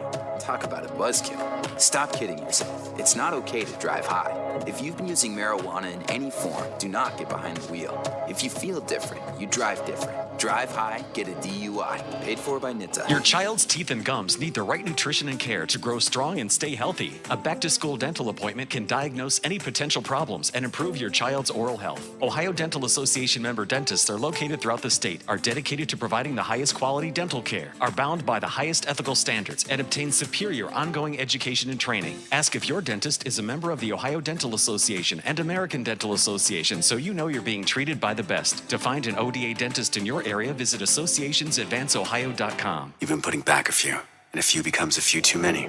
For a moment, you think of calling for a ride, but nah, you live nearby. What's the worst that could happen? You get pulled over, your insurance goes up. You lose your license. You total your car. You kill someone. The results of driving drunk are tragic. That's why law enforcement is out there looking for impaired drivers to save lives. So if you think you're okay to drive after a few drinks, think again. Drive sober or get pulled over. Paid for by... For all of your IT needs, visit OmniPerforms.com. Omni Strategic Technologies, the only IT company that the Watchdog trusts. Most of us are faced with uncertainty every day. Your job, your finances, sporting events, schooling for your children, and so much more. With so much uncertainty surrounding you, there is one auto dealership that you can be certain about, and that's Doan Ford. You can be certain that you always get a great deal and the best service afterwards. Being in business for over 50 years has given Doan Ford the reputation of being a strong, reliable dealership. Be certain. Choose Doan Ford. Online at DoanFord.com. I'm not buying till I check Doan Ford. Over the years, you've brought opioids into your home. They helped when you were in pain, and you held on to them just in case. But holding on to opioids puts your family at risk. Learn more at www.fda.gov/drug disposal. Quaker Steak and Lube at the Highlands is the perfect place to relax after a long day. Happy hour from 3 to 6 Monday through Friday. Get $2 off appetizers, $3 off domestic drafts, and house wine specials. Quaker Steak and Lube, voted Best Wings USA. Quaker Steak and Lube at the Highlands with another steal of a deal. Get a steak burger and fries all day Monday for only $8.99. It's also Military Mondays. The Lube will take 25% off for all veterans, active duty military, and first responders. Quaker Steak and Lube, voted Best Wings USA. Hi, this is Hoppy Kercheval. Join me weekdays at 10:06, right after the Watchdog Morning Show with Howard Monroe for Statewide Talk Line. I'll have guests, conversations, texts, phone calls, on all the big stories affecting West Virginia. So tune in weekdays right here on FM 98.1 and FM 97.7, The Watchdog.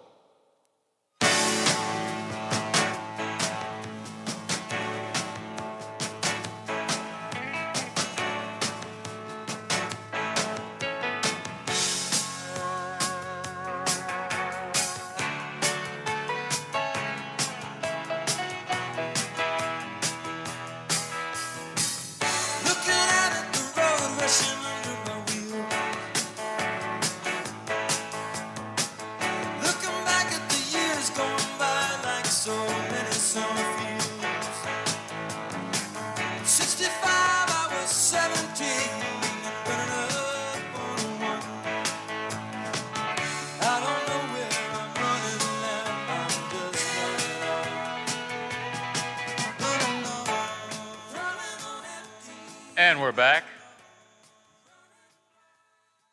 Although I've made some great predictions with the Pirates, Greg Brown was proud of me. You know, they're going to split. They're going to take 2 out of 3. I think against Chicago, they're going to split. So, you know, I'm a little bit right on the Pirates because you can almost guess when they're going to win or whatever. But I was wrong a little bit on Minnesota because I thought that was a trap game with Ohio State. I would not have felt very good if Ohio State lost because we carry Ohio State. We carry everybody, I think. We carry the West Virginia Mountaineers. Hey, Kyle Wiggs, you would like what I'm wearing today. I get tired if I'm wearing my Pitt hat, the West Virginia folks say, Pitt eats you know what. All right? And I always remind about 13-9. So this morning, I went to the friendly Walmart up at the Highlands, and there was a sale on West Virginia shirts. So on Facebook, you see my blue and gold Pitt hat and my shirt, West Virginia football. What is it? West Virginia Mountaineers. That way, I don't make any enemies. You like that idea? Sounds a little schizophrenic. Yeah, I guess so. You agree with that, Lola? Yeah, okay. I get too many people telling me if I wear my Pitt hat, you know, and I'd have to remind about 13-9, so I said, I'll play the game. I'll play the game. Well, the key is to, like, just you be you, and then who cares what people say? That's true, too. I'll wear my BC cap, and they'll think it's Beth Center, because that's a high school in Washington, PA. I don't know. I wear a lot of hats. You know, I give away a lot of hats because I have a great collection of hats which I've never worn. I don't think I have anything St. Louis Cardinals. What about, I might have a bobblehead. How about a miniature Bob Gibson bobblehead? Would you want that? Sure, that'd be great. The greatest right-hander of all time. We agree on that, right? Yeah, absolutely. Can you imagine him today? If you're crowding the plate and your name is Anthony Rizzo, do you think you're going to get hit in the butt or in the back? You know what I mean? If Bob Yeah, Gibson was pitching? That guy, when he drops his hands, they're in the strike zone. Yeah. That's the truth. Yeah. Okay. Do I blame you for social media and starting this rumor? No, I don't think you would start this rumor. Maybe I would. The Big 12, there's talk out there. And, of course, anytime there's social media, there's talk. Talk is cheap. That's why you and I do it, because it's cheap. Big 12, could it expand to include BYU, Cincinnati, Houston, what's UCF? University of Central Florida. Florida. Could that happen, Kyle? Sure, it could. I mean, I don't think it's a rumor. Some of the Athletic confirmed it. The Athletic confirmed that Bob Bowlesby was on the Houston campus yesterday. Ooh.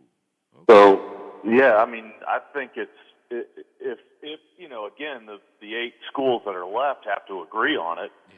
But if they get the 8 schools that are left to agree on it, I think the Big 12 will be rather aggressive if they can secure money similar. It's not going to be what it was when Texas and Oklahoma were part of it, but if they can secure TV dollars somewhat close to what the old Big 12 had, I think the new Big 12 will expand, and you'll go back to 12 teams. Yeah, you know what? That'd be great for WVU. You got a nice rival game to Cincinnati. Yeah, that would help. It would help to have somebody that's reasonably close to you regionally, but on the other hand, you bring in BYU's even further away. Oh, than the Texas games. Yeah. Well, Central Florida, that's a nice small trip by plane, right? Yeah, Central Florida's kind of an outlier similar to West Virginia, but Central Florida beat Boise State last night, so they've had a decent run. Let's face it, the Big 12 will never be the same without Oklahoma and Texas. No. But if they can continue to secure their status as a Power 5, and if they can continue to ensure their access to the playoffs, and if they can even come close to get in the ballpark of the money figure that they've been getting with the television dollars, then I think this is what you're going to see. Yeah. By the way, September 25th, no, that's not the one I have circled. November 20th, Texas. I need 4 on the 50, and I don't want to pay. Call Hoppy Kercheval, Kerchval. Hold it. B-A-L. Hoppy Kercheval. Okay, all right. Okay. Now, if this was West Virginia and Syracuse, he'd get me 4 tickets, right? All right. Hey, how about TCU? They're playing a Pittsburgh school, Duquesne. I said, when I read this last week, I said, are you kidding me? They're going to get their asses kicked. But I guess it's $1 million payoff. I don't know. Duquesne at TCU tomorrow. Can you believe that one? Yeah, well, everybody does it. West Virginia's hosting Long Island. Long Island University got killed last night by, slips my mind. They got the tar beat out of them last night. They're coming to Morgantown next Saturday. Thank you very much for the check. Yeah. Well, how about Pitt? Pitt Pitt has UMass. Now, Pitt wouldn't beat UMass if UMass, with their great hockey team. Pitt has hockey, but no one cares. And then in a couple of weeks, they got New Hampshire. Yeah, Give me a break. UMass is one of the worst schools in the country. Again, everybody does it, but again, I keep pointing this out. West Virginia is one of very, very, very few schools that play 2 Power 5 non-conference games.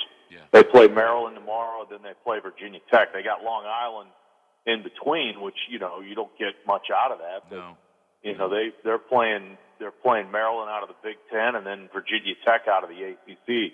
Very, very few schools play 2 Power 5 conference teams in the non-conference. Yeah. Okay. So, do you like if this comes true with the Big 12 expanding to the 4 teams I mentioned? Do you like that idea? I don't know. I guess. Again, if the league survives, I'd like to see West Virginia in the ACC because it just makes so much sense. Oh yeah. Look at the rivalry games that are renewed. Ooh. If West Virginia was in the ACC, you could play Pitt every year. You could play Syracuse every year. You could play Boston College every year. You could play Miami every year. You could play Louisville every year. You could play Virginia every year. You could play Virginia Tech, and there's your schedule right there. And Notre Dame, right? Notre Dame?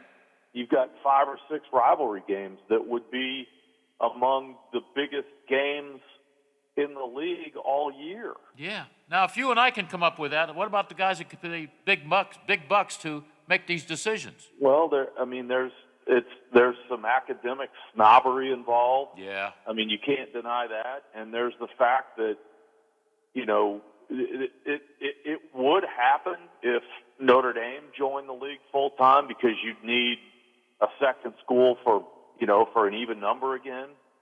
But I'm sure the ACC people are saying, why should we expand and cut the pie? You know, cut another piece out of that pie. I mean, I'm sure that's the reason why, but it just makes so much sense. I mean, West Virginia right now would give that league a name brand, another name brand. It would be among the top basketball programs in the league. It just makes too much sense. And it would be the best basketball conference since the Big East, right? Well, it's almost like the Big East of the South or whatever.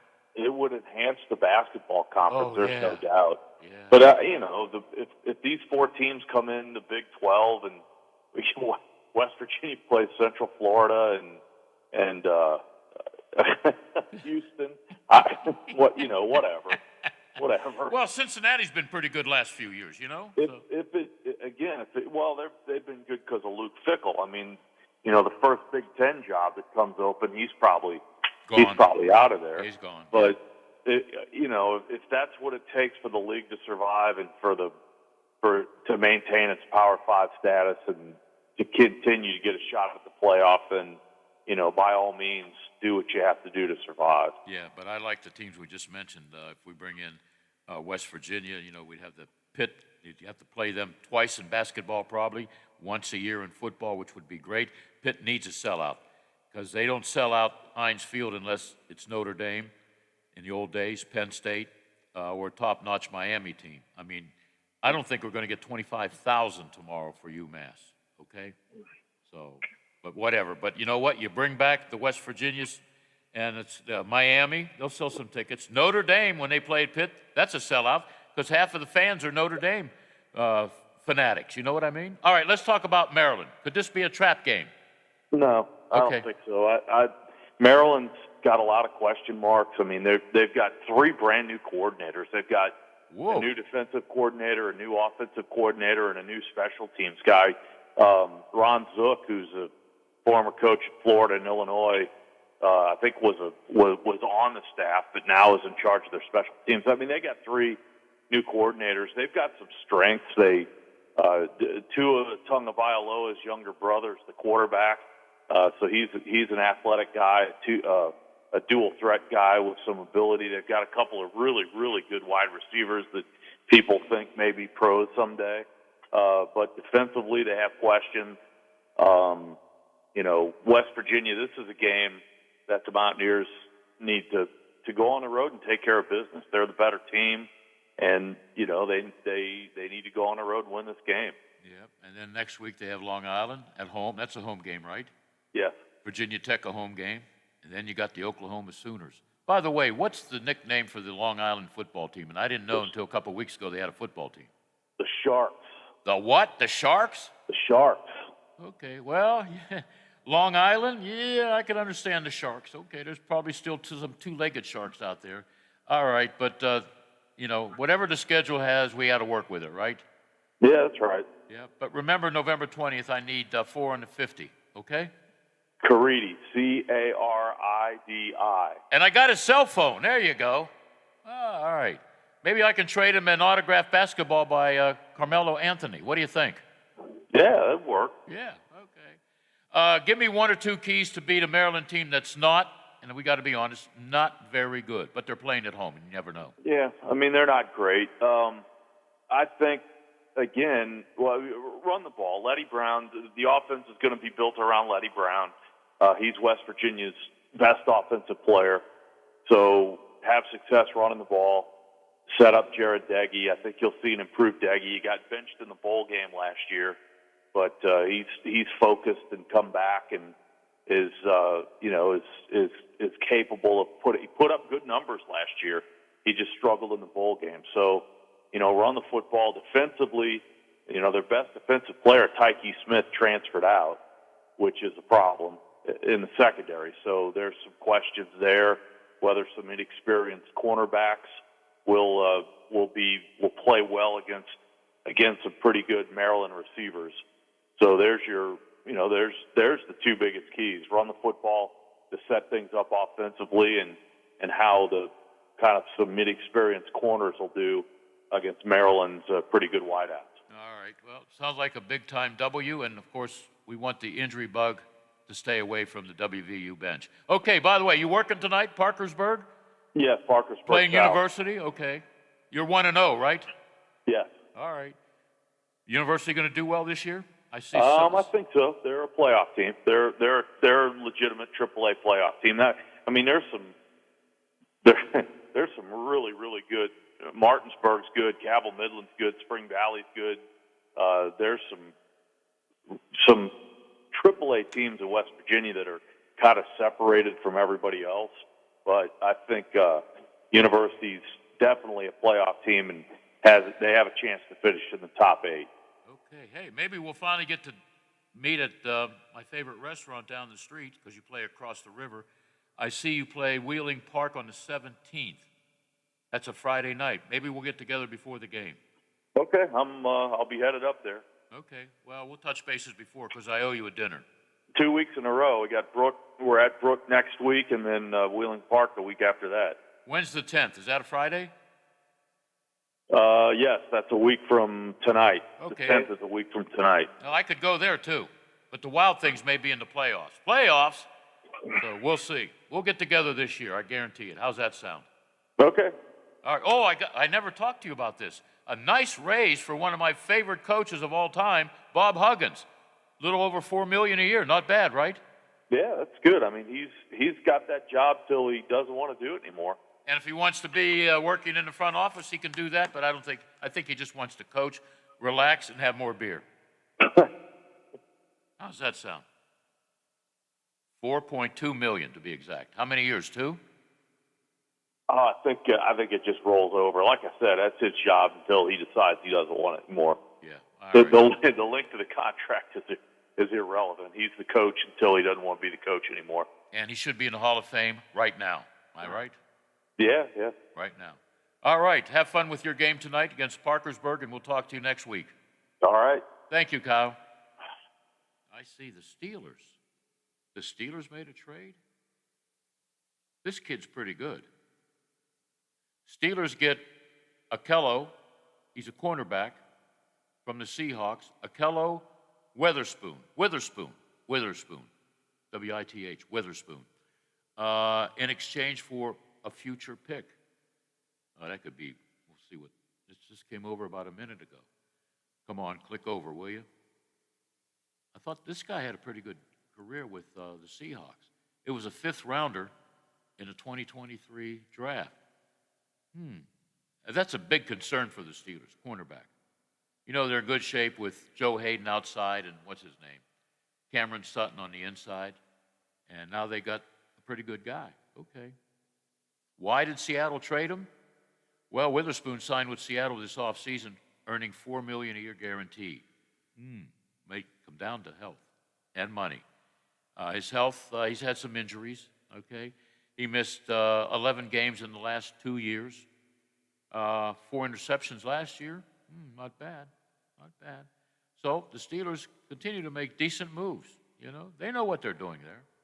We all talk about, well, they need this, they need that on the O-line and all that. The Steelers know what they're doing. That's why they're coaches, and that's why they have a good front office, and they get to play Buffalo next week.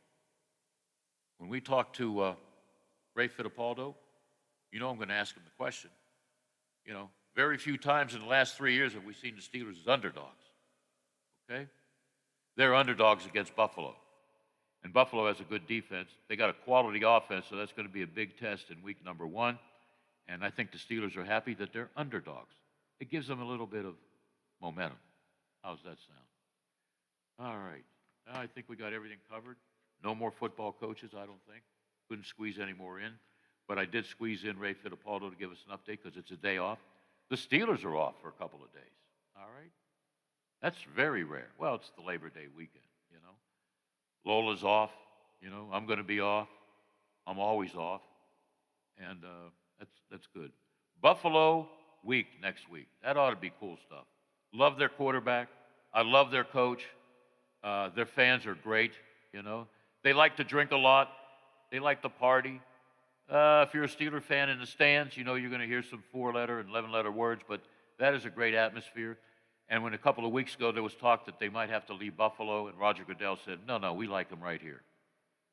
They're going to build a new stadium. From what I understand, talking to a friend of mine who covers Buffalo sports, poor guy, he hasn't had a championship in I don't know how many years. Even Greg Brown said it's a great football town, you know. Other than Wings, Buffalo Wild Wings, you know, their sports teams have struggled. But it's a great atmosphere there, especially when it's 15 below zero and that place is packed. And, of course, drinking all the alcohol in the parking lots helps the system, you know what I mean? Especially if it's a night game and that parking lot's filled at 10 o'clock, 6 or 7 hours before the night game. But Bill Stadium, it was built, early 70s? It's still a great place. A lot of parking, all right? The fans are decent. Just don't wear black and gold or be a Raven. They hate the Ravens there. I don't know anybody that likes the Ravens other people in Baltimore. But I don't want to see Buffalo leave. As a kid, I watched the AFL a lot. They had the Game of the Week on NBC, and Buffalo in the early 60s and middle 60s was showcased a lot because they were very good. I'm trying to think of their quarterback who became a U.S. Senator. Now I picture him, and I can't remember. We'll have to look it up on our break. And I think they lost to San Diego in a title game. I'm not sure. And the Steelers played in their football stadium, Buffalo Memorial Stadium, which, by the way, was also the home field for The Natural, okay? You know, the lights that got knocked out by a foul ball? Yeah, that's where The Natural was filmed. And I have seats in my garage from Buffalo Memorial Stadium. Because a good friend of mine, who was like my boss when I was covering the Pirates, he was the PR director, Rick Cerrone. He took a better job, 3 times the pay. He worked for George Steinbrenner and the Yankees. Probably one of the longest guys to work for George Steinbrenner, because he goes through managers and PR guys like there's no tomorrow. But he gave me a couple of seats from Buffalo Memorial Stadium, where Robert Redford hit that baseball with the cover not on it. That was great. That was great. Did you like The Natural, Lola? Yeah, that was a good movie. Yeah. Did you like better than Field of Dreams? Because I know you don't like Kevin Costner, but you had to like Field of Dreams. Yeah, it was okay. Your favorite sports movie of all time, do you have one? Oh, man. You got to warn me about these things. Okay, hold on. Lola, I'm warning you. Do you have a favorite sports movie? I like the Titans. Remember the Titans? No, you didn't like that? Well, I don't think I've seen it. Oh, you got to see it. The soundtrack is great, all Motown stuff.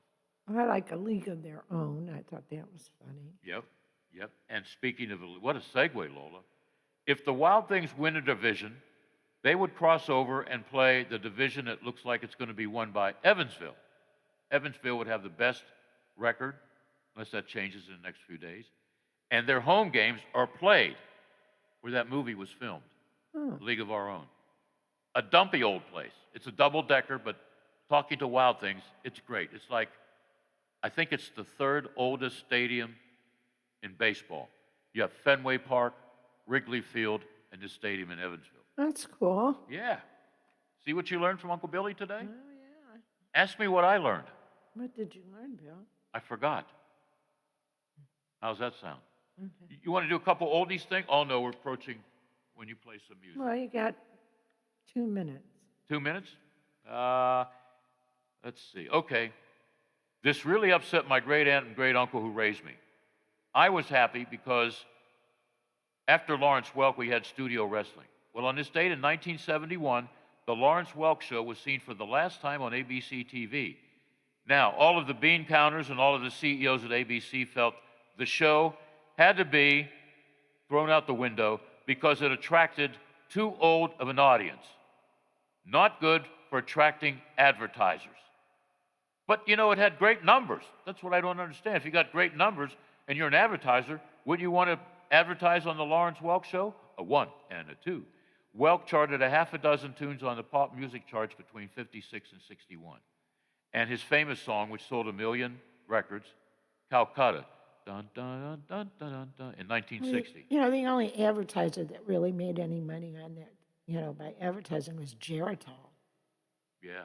They still make that stuff? I think so. Yeah. I don't see, I'll have to look for it on the shelves. Maybe that'll give me more energy. I have no idea. But I watched the show because I had to, if I wanted to continue afterwards with studio wrestling. We only had one TV at the time. I loved the Lennon sisters. Oh, they could sing and they looked really, really good to Little Billy. Big Billy will be back right after this.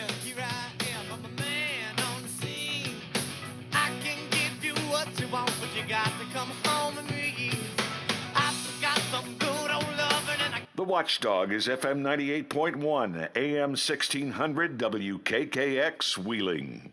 The ABC News is brought to you by Thomas Auto Centers, Mall Road, St. Clairsville. Get the best deal at Thomas Auto Centers.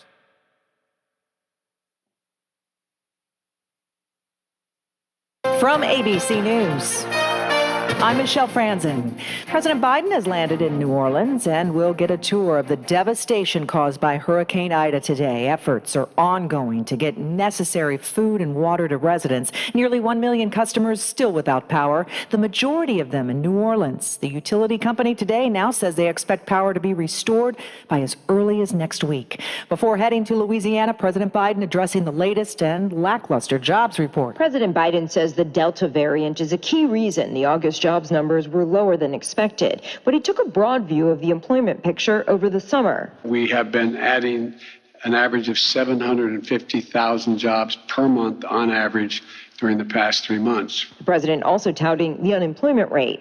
And the unemployment rate fell to 5.2%, the lowest it has been in 18 months. Karen Travers, ABC News, Washington. Challenges here and at home and abroad leading to a dip in the president's approval rating, down to 44% in a new poll. ABC's political director Rick Klein. These were by far the lowest numbers on approval ratings in his presidency in our ABC News Washington Post polling.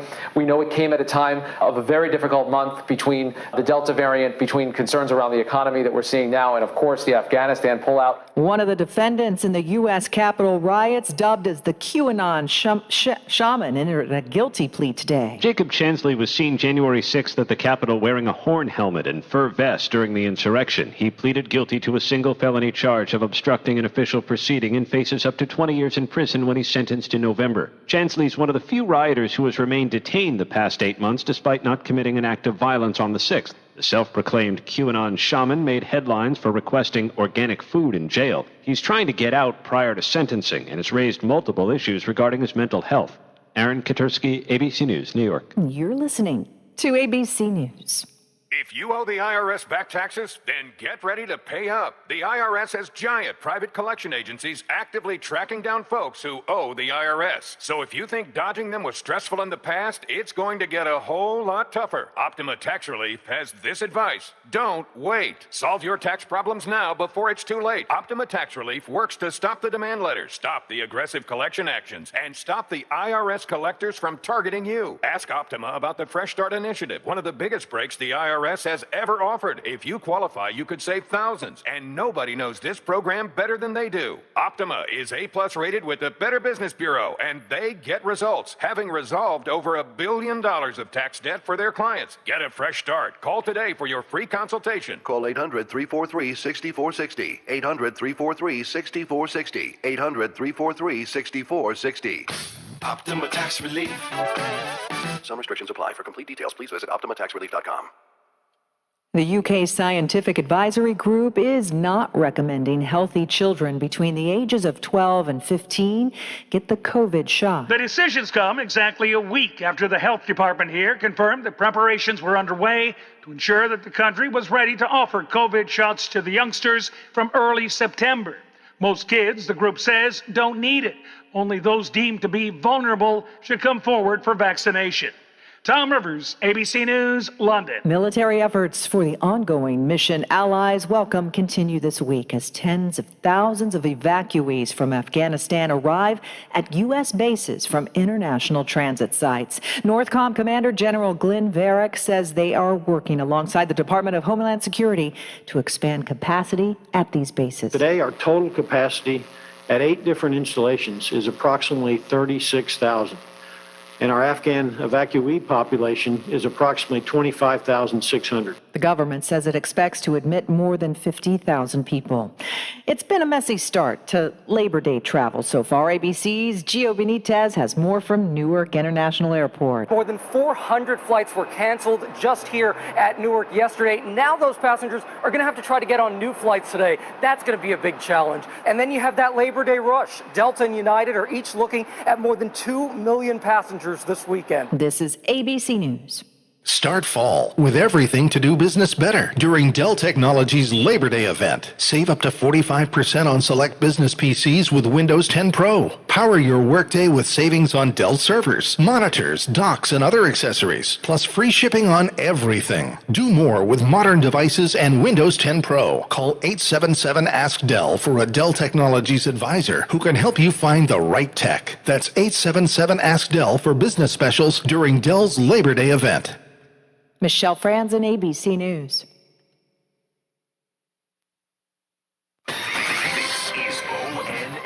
Like many school districts around Ohio, COVID-19 cases are on the rise in Toledo. Carla Byron with affiliate station WTOL-TV in Toledo reports. School started 2 weeks ago for Toledo Public Schools. From August 23rd to the 29th, the district had 4 employees quarantined and 246 students quarantined. The week before, there were 0 employees quarantined and 57 students quarantined. That's a more than 330% increase. It's a little more than 1% of the student population. I'm Carla Byron. A union representing thousands of teachers in Ohio is calling for a statewide mask mandate in schools. Angela Ann reports. The Ohio Federation of Teachers issued a statement Thursday. President Melissa Cropper cited the fact that thousands of students and teachers have missed school already because of COVID-19, and it's not even Labor Day. She says a statewide mandate on face coverings is the best way to keep students safely in the classroom. I'm Angela Ann. And COVID-19 is also impacting high school athletics. To the east of Columbus in Newark, a high school football game scheduled for tonight won't happen. The Newark Advocate reports Licking Valley High School canceled its game at Jackson because hundreds of its students are in quarantine after a spike of COVID-19 cases. The school says it was hoping to play despite the district's move this week to switch to remote learning. I'm Daniel Barnett on the Ohio News Network. The best in live and local talk returns momentarily on The Watchdog.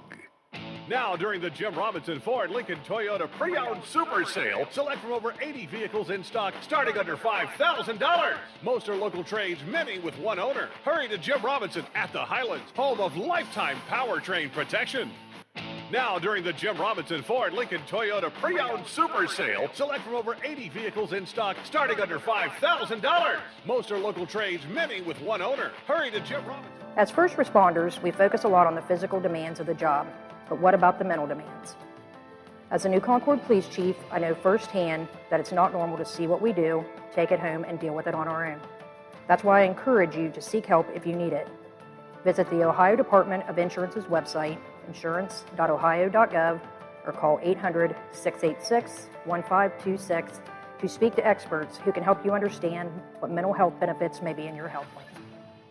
Have you experienced foot or ankle pain during or after sports, running, or exercising at the gym? Nagging aches in your foot or ankle that won't go away? Podiatric physicians can provide you with important foot care solutions, shoe inserts, or show you how to support your feet and ankles so you're able to compete or exercise comfortably. Ohio Foot and Ankle Medical Association podiatric physicians are located throughout the state and have been serving the profession and the public for over 100 years. To find a member of the Ohio Foot and Ankle Medical Association near you, visit associationsadvanceohio.com. For all of your IT needs, visit OmniPerforms.com.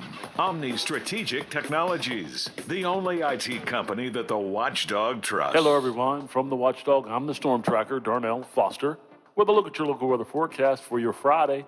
Partly sunny skies, a daytime high of 76 degrees, back to about 53 for the overnight. Under partly cloudy skies, clouds and sunshine for your Saturday with highs in the low to mid 70s. Have yourself a great day, everyone. From the Watchdog, I'm Darnell Foster. The views and opinions expressed on the following program are not necessarily those of this station or its sponsors.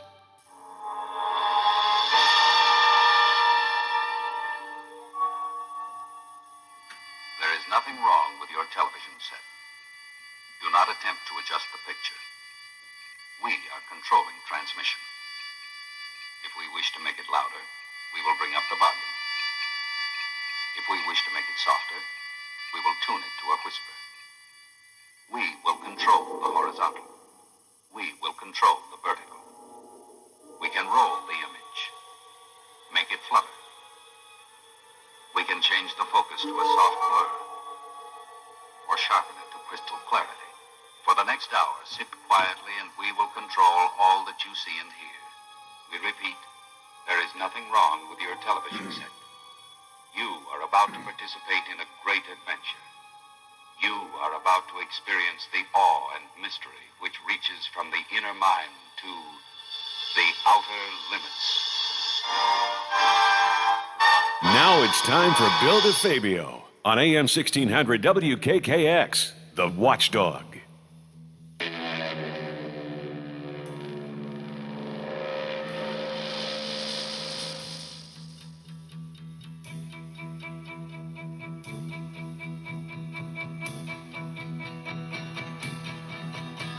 The rooms were so much colder then. My father was a soldier then, and times were very hard when I was young. When I was young, I smoked my first cigarette at 10.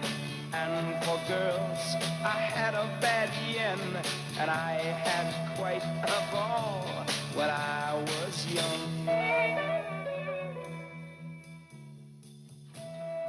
I'm trying to think. It was on a farm where I grew up with my aunt and uncle. I was behind a chicken coop, and I lit up a Winston. Figured nobody would see me. My aunt saw me. And she took this Maverick belt that I spent $1 and 4 aluminum foil wrappers, and she beat the hell out of me. Here I thought I could smoke a cigarette. I coughed, by the way. Maybe that's how I got asthma. And, you know, when I was young, I hated the Yankees, and now that I'm old, I still hate the Yankees. You like that, Ray? I don't know why, Bill, but hey, to each his own, huh? You know, I'm driving here this morning. I'm looking at my list of people I have on my cell phone. I goes, what am I going to talk to Ray about? It's like a slow Steeler day. It's not too slow. I got my wish. The Steelers swung a trade with a Seahawk guy that I guess when he's healthy, he's one of the best, Akello Witherspoon. Did I say that correctly? You did, and they traded a fifth-round pick in the 2023 draft to get him. He had fallen out of favor in Seattle, so they didn't have to give up very much, excuse me, Bill, to get his services. As you mentioned, he has been good in the past. He's had some struggles recently, and obviously the Steelers will try to rehab him, and I would think he would be in competition with James Pierre to be that number 3 corner this year. Now, he signed with Seattle this off season for about $4 million. That's guaranteed. Do the Steelers have to pick that up, or Seattle has to pay that, or whatever? How does that work? Well, my understanding is he was given a $2.5 million signing bonus, which the Seahawks are responsible for, and then the Steelers would have to pick up the remaining $1.5 million of that contract, which, you know, isn't bad. You know, if he ends up being your number 3 corner, that's not a bad investment at all. So it's another good move by Kevin Colbert, right? Yeah, I mean, we'll see how it plays out. You know, if he doesn't beat out James Pierre and he merely plays special teams, I guess that's okay too. But I think they needed to add some depth, Bill. You know, James Pierre is young. You know, they like him, but not a lot of experience there. So obviously Witherspoon has more experience, and, you know, we'll take a look at him, and, you know, we'll see if he's up to the challenge and can overtake Pierre. Okay, 6'2", 190 pounds. Okay, all right. He exclusively lined up outside with the 49ers, was a team that drafted him in round number 3 in 2017. So, okay, it'll be interesting. But, you know, the Steelers, we all know, have to beef up that secondary. So if he beats out Pierre, I like that name, Pierre, you know? Sounds like a Frenchman on an NFL team, whatever. All right, this is Buffalo week, but we'll talk about Buffalo Bills later in the week. The Steelers have the weekend off, right? They do. Their next practice is on Labor Day. Okay, and you have a couple days off, right? Hopefully, if they sign T.J. Watt, I don't know if I'll be off. But, Oh, yeah, well, that was my next and last question. What's new with TJ? I mean, we're approaching a deadline here, right? Because the Steelers don't wheel and deal with anybody who's a free agent, no matter who they are, whether it's Troy Polamalu or James Harrison or whatever. Will this deal get done before the Buffalo game? What's your opinion? Yeah, absolutely. You know, the deadline will be 11:59 p.m. September 11th. They won't go past that, but honestly, Bill, I think they will get it done before Monday. I think ideally they'll practice Monday. That'll be the first of 4 practices before the Bills game. And if he can get in 4 practices, I think that'll be good for him, and that'll be good for that Steelers defense. But I fully expect that he'll have a new contract in tow before that Buffalo game. I can't see Artie and the gang not giving him what he needs. You don't want to play hardball with this guy. You want him to have a clear head. You want him to feel good about being one of the best defensive players in the league, and you want to make sure his pocketbook wallet's full of that lettuce, you know? Yeah, and listen, Bill, he's earned it. Yeah. You know, he probably should have been NFL Defensive Player of the Year last year. He's been a 3-time All-Pro. He's 27 years old, so he's in his prime. So, yeah, when you develop guys like that, it only makes sense to pay them on their second contracts. And, like I said, I think that's where we're headed with this contract very, very soon. So they kept Eric Ebron, right? Because a lot of the talking heads that you're familiar with, I'm familiar with, thought maybe he should be traded. I think keeping him's a good deal, you know? Well, it gives them 2 pass-catching tight ends. You know, Pat Freiermuth, the rookie out of Penn State, is really, really good. They're going to play him a lot. He'll probably eat into Eric Ebron's playing time. But then if something happens to Freiermuth, you definitely want someone like Ebron, behind him on the depth chart. Zach Gentry is the only other tight end on the roster. And he's okay, Bill, but, he's not really going to threaten anyone in the passing game. So I think you need, in today's NFL, you need 2 pass-catching tight ends. The Steelers will lack that this year, but hopefully if Ebron and Freiermuth both stay healthy, they'll be able to take advantage of that this year. I liked watching this kid when he was at Penn State, this tight end. Could he be the next, maybe I'm going too far, but I can do that. Could he be the next Heath Miller? Yeah, I mean, Heath Miller's the best tight end in franchise history, so you hate to make that comparison, but I think he might be. Heath Miller was a different player. He was probably a more well-rounded player. He could block. You didn't have to worry about him in the running game. Freiermuth isn't quite there yet. They sort of say about him he's a willing blocker, which, he's willing to get his nose dirty, but he's not necessarily, great at it yet. So, Freiermuth, I think first and foremost, his contributions will come in the passing game, and then hopefully with time, as he gets stronger, he'll be able to be a factor in the running game as well. You think Mike Tomlin is smiling that his team is something we didn't use in the past a lot, an underdog? Yeah, I think they've liked that role in the past, and I think I know there'll certainly be an underdog, for the opener in Buffalo. I haven't seen the line yet, but I would imagine it's going to be 6.5 or 7 points. The Bills are a really, really good team. Made the AFC Championship game last year, and they got a pretty good home field advantage. So I'm fully expecting the Steelers to be underdogs in that game. We'll see what happens after that, but they've done pretty well in that role in the past, Bill. Yeah, and we had let me just punch it up here because I lost it. Hold on here. Because I watched this kid. And I know he was a member of the Cleveland Browns, and we carry the Browns, so hold on. Carl Joseph? No. He was a wide receiver. He caught Tom Brady's first touchdown pass in a Super Bowl. David Patton. He passed away in a motorcycle accident. Yes, only 47. He played with Washington, New Orleans, yes, the Cleveland Browns, and spent a lot of time with New England. And he caught Tom Brady's first touchdown pass in the Super Bowl. He also played in a couple other Super Bowl games. His stats are pretty good. Now, you talked about Joseph. What happened there? Well, they brought him in. They signed him to the practice squad. He's a former first-round pick of the Raiders. About 5 years ago, he got cut by the Raiders last week or earlier this week.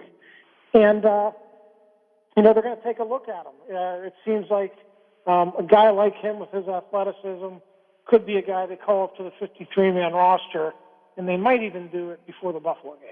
Yeah, okay. All right. Well, Buffalo starts on next time we talk, which will be next week. We'll do a Buffalo Bills preview. You're going to Buffalo, right? I will be there, yes. Does the boss give you some money to eat? Of course. Okay, well, make sure you go get some wings because they're going sky high. Wings are getting very expensive, and the best wings in the world, they'll tell you, in Buffalo. I forgot the name of the place. It's downtown. What's the name? Yeah. Refresh my memory. It's like a mom-and-pop place. Oh. Yeah, there's Duff's. Duff's is one, yep. Yeah, and there's the Anchor Bar. Anchor Bar, okay. Yeah. Yep, good draft beer there. Yeah. But, But I don't know if you've noticed or not, price of wings have gone sky high, so... working on have to jack the per diem up a little bit for this trip. What do you say? Yeah, well, yeah. I had a friend of mine, he got a dozen, it cost 85 cents a wing. Think about that, 85 cents a wing for 12. And a beer, you're talking about throwing away a $20 bill. When I grew up on the farm, and, I was slaughtering animals and stuff, put them in the freezer, the first thing to go when you do a number on the chicken, all right, you throw away the wings. Now the wings are like a delicacy, and they're not very big. Matter of fact, I might have some wings after the show. By the way, say goodbye to Lola. She's leaving for a week.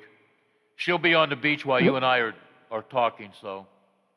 Well, happy vacation, Lola. Hope you have a good time. Thank you. I'm sure we will. Anytime you got sun, sand, and surf, you can't go wrong. What goes with sand, surf? What goes with that, Lola? Suds. Yeah, suds. Believe me, her truck's out front. It's well packed for when she gets to rent a car. All right. I think that's about it. We've covered everything. I can't think of anything. Injury-wise, do we have to worry about a couple of guys, big-name guys that are on IR for a few weeks? Yeah, they can't come off until that Green Bay game in early October, so we'll see where they are now. But, hopefully those are short-term things, and, they can get Banner and Tua, especially Tua, back for the bulk of the season. Yeah. Speaking of Green Bay, are you going there? I am. It's the best merchandise store in the NFL. And okay, I'll have to check it out. And, that's not a good segue because Vince Lombardi on this date in 1970 passed away of cancer. So. That's not a good segue, but... No, but I had to bring it up because it's news. Absolutely. Yeah, one of the all-time greats. When he went to Washington, I goes, huh? The Washington Redskins suck other than Sonny Jurgensen. Mitchell, wide receiver. What else? What's he have there? But I don't know if it was money or, he was a control freak. I didn't know what it was, but he looked funny standing on the Washington Redskins sidelines, playing against Green Bay. But that is a football mecca. Get there early, take the tour, go to the merchandise store, and just enjoy it. I will. Not much has changed since I was there. I was there when Tunch Ilkin signed as a one-year free agent with Green Bay. You know that story, right? I went on the first bus. Tunch took me down on the area where Bart Starr dove in against that Dallas Cowboy defense. They won. I had to grab a piece of the turf, which of course has been replaced, and I still have it in a baggie. It's purple right now. You never think it was green grass. Yes. And then I went and bought a couple of DVDs, the history, the ice game that I have on video from opening kickoff on. It showed Vince Lombardi paid $1.5 million to put electric line under the field to keep it warm. It didn't work. And it showed a tuba player from the band with his lips stuck on the mouthpiece. It's a great video. The Ice Bowl. Oh, take that, Dallas Cowboy fans. All right, whatever. But when you go to Green Bay, and there's a great restaurant about 2 blocks down the street, great roast beef sandwiches. So I'll find that out and tell you. You got some nice road trips coming up, man. You're going to Buffalo for wings. You're going to Green Bay for a history lesson. Maybe you can do a one-on-one with Aaron Rodgers if he allows you. And, what else is on your map? I don't have a I got the L.A. Chargers. I got the Minnesota Vikings. So now the Chargers play in that fantastic stadium, right? Yes, they do. Which is going to be the home of. There. It's going to be the home of Super Bowl. Yes. Maybe you'll get to cover that if the Steelers go. That's probably the only way I'll get to cover that game. Oh yeah. From what I understand from friends of mine that work in L.A., it's a beautiful place. So I'd like to see the Dallas Mecca. You know what I mean? Mr. Jones spent zillions of dollars for that place. You know? Well, whatever. When you got the money, spend it, right? Absolutely. I was there for Super Bowl 45. Oh, I was there too. That was ice all day and night, right? Wasn't there I slipped on the sidewalk right outside of the hotel I stayed in. Yeah. But I took some friends of mine for a tour of Daly's Plaza, and that was great. But it was so cold that day. So cold. It was cold the entire week. Yeah, the whole week. Everybody said, "Oh, you're going to Dallas." Hell, I stayed in my hotel room most of the time. But good memories, and I got fond memories, good memories, bad memories. I've done it all. Then a few years ago, I got to meet this guy, Ray Fittipaldo. I liked him till he told me he was a Yankee fan, but that's all right, Ray. Hey, you enjoy your weekend. Thanks for the update on the new Steeler.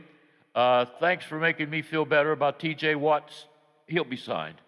The Steelers will do it. They'll pay him a lot of money. And Bill, whenever we talk next week, I predict it'll be done. You predict it'll be done. What if it's not done? Your kid will wear a Red Sox jersey, right?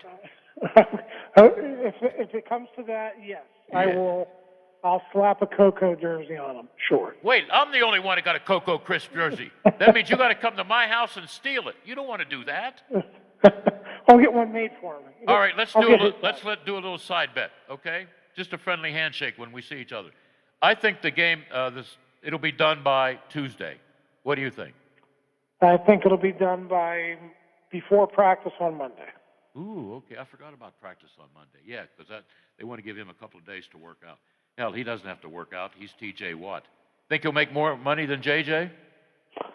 Yes, he will. Okay, what about their kid brother? I don't even know why he has a roster spot. Maybe it's because of T.J. and J.J. What's he make, $4 million a year? Yeah, I think like around $3 million a year. Well, me and you could live on that. Yeah, I'd give it a try. That would buy Lola a lot of Bud Light, you know? Hey, we got to go. Take care, my man. All right, Bill. Talk to you next week. All right, go Holy Cross. I don't even know who Holy Cross is playing. He was a starting offensive guard for Holy Cross. 3-year starter, okay? I said, you got a scholarship? He goes, I couldn't afford what I think when he went, Holy Cross was like 40,000. Now it's like all these big schools in the 60s, in the 70s. I think MIT, and I'm familiar with MIT because I dated a young lady from there, and she was so smart I couldn't even have a general conversation with her. But at that time, MIT was like 18,000, 19,000. BU, my senior year, Boston University, was only 3,100, room and board. Boston's a great place for an education, great place to party. Most of my friends have to live about 15, 20 miles away, like a lot of my friends that work in New York. Nobody lives in downtown New York that I know of, okay? Even Bill Cower. But he don't have to worry because I think the networks pay for his place in Manhattan. But, most of my friends, like I got 2 friends that work at ABC radio, okay? They hop on a trolley. It's like a 60-minute ride. 60 going in town, 60 coming back. Now, but I love Manhattan. I like Times Square. Lola, you ever been in Times Square? I can't hear you.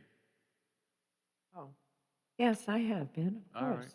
Did you have one of those famous hamburgers, hot dogs under the tents? Yes. What are they called? Nathan's. Nathan's. Oh, yeah. Yeah, that's the first thing I got other than my Rolex watch. My cheap Rolex watch. I think I had 2 Nathan's burgers, and I'll never forget Mary Ann. We hopped on the bus. I think we worked with the travel company up the street. I said, what'd you think of that restaurant where I spent about $250? All the steak was good, the stuffed mushrooms was good, baked potato was good, the wine was good, but the best meal I had, Nathan's hot dog. That's great. That's great. Thank you. And I got to agree with her. Nathan's hot dogs on the street, right by the park, Central Park, great stuff. If you're ever in New York, no matter what the cost is, buy one. Tell your friends you ate at Nathan's at Central Park, okay? All right, we'll be back with Butch. He's our events guy. He's only going to be with us for about 25 minutes, but we can find a lot to talk about, especially in the city of Wheeling and what's going on tonight and over the weekend, Labor Day weekend, the last holiday weekend where we can celebrate and have a good time, cookouts and everything. Lola on the beach doesn't get any better than that. And oh, by the way, I got to remind you, this is the variety show with the odd couple, Bill and Lola, and we are the Watchdog. The Metro News Update is brought to you by Thomas Auto Centers, Mall Road, St. Clairsville. Get the best deal at Thomas Auto Centers. West Virginia Metro News. I'm Chris Lawrence. United Mine Workers President Cecil Roberts is leading a march of UMWA members today, marking the 100th anniversary of the Battle of Blair Mountain. Roberts telling Metro News he'll walk 15 miles today from Marmette to Racine. To me, on a personal note, I'm retracing the steps of my grandfather Roberts, my grandfather Harlow, and my great-uncle Bill Blizzard, who led this march. To me, this was the start of building the middle class. The Battle of Blair Mountain, one of the largest and most violent clashes ever over labor rights in America. The march culminated on Blair Mountain in Logan County with a 5-day shootout between Baldwin Felts detectives hired by the coal companies and the coal miners. WVU history professor Hal Gorby says miners were fighting for their lives. Miners were protesting the nature of the coal company town system that existed in southern West Virginia, where they had very little freedom, very little civil liberties, sort of everything, their lives were controlled by the company, poor safety conditions as well, very low wages where in most cases miners were paid not in real currency but in company-owned scrip. And the shooting stopped only when federal troops moved in, and many of the miners were tried for treason. Elsewhere, although the impact of Hurricane Ida on West Virginia was not that bad, there is minor flooding on the Potomac River at Shepherdstown. Flood stage there is 15 feet, and it crested overnight at 15.7 and is starting to recede. You're listening to Metro News, the voice of West Virginia. The latest Metro News West Virginia poll out today finds Senator Shelley Moore Capito continues to enjoy strong approval rating from her constituents, but Senator Joe Manchin's approval rating has slipped in recent years. Pollster Rex Repass. In 2019, he was at 49% job approval rating. He's now at 42%. And his disapprove is at 37%. And Capito's approval is at 52% with a 26% disapproval ranking. Governor Justice had the strongest approval rating at 61%. From the Metro News Anchor Desk, I'm Chris Lawrence. AutomotiveMap.com presents the Sports Flash, powered by The Score on the Watchdog. I'm John Thayer. In the PGA Tour Championship after round number one yesterday, Patrick Cantlay was in the lead. He had a 2-shot lead over John Rahm. John Rahm tied for the best round on the day at 5 under. He sits at 11 under after the staggered scoring start format. Harris English and Bryson DeChambeau are tied for third. They are 8 under par through day number one. Round two is underway today. The NASCAR Cup Series playoffs get underway this weekend on Sunday night. In Darlington, it's race 1 of 3 for the round of 16. According to reports yesterday, BYU, Central Florida, Cincinnati, and Houston are the leading candidates for the Big 12 expansion conversations. They could receive formal invitations this year. Download the Score app today. Lightning fast sports alerts so you never miss a thing. I'm John Thayer with the Sports Flash, powered by The Score on the Watchdog. The Labor Day events here at Gap Factory and GapFactory.com. Shop 40 to 70% off almost everything, plus tanks from $5, shorts from $10, and jeans from $20 through September 7th at Gap Factory and GapFactory.com. Creamy nut butter makes it delightfully sweet. Roasted nuts make it perfectly salty. Get 2 great tastes in one delicious bar. Enjoy a Nature Valley sweet and salty nut bar today. Are you one of those people who thinks it's okay to drive stoned? I mean, what's the worst that can happen? You end up driving below the speed limit? It's no big deal, right? Wrong. The truth is, your reaction times slow way down when you're high.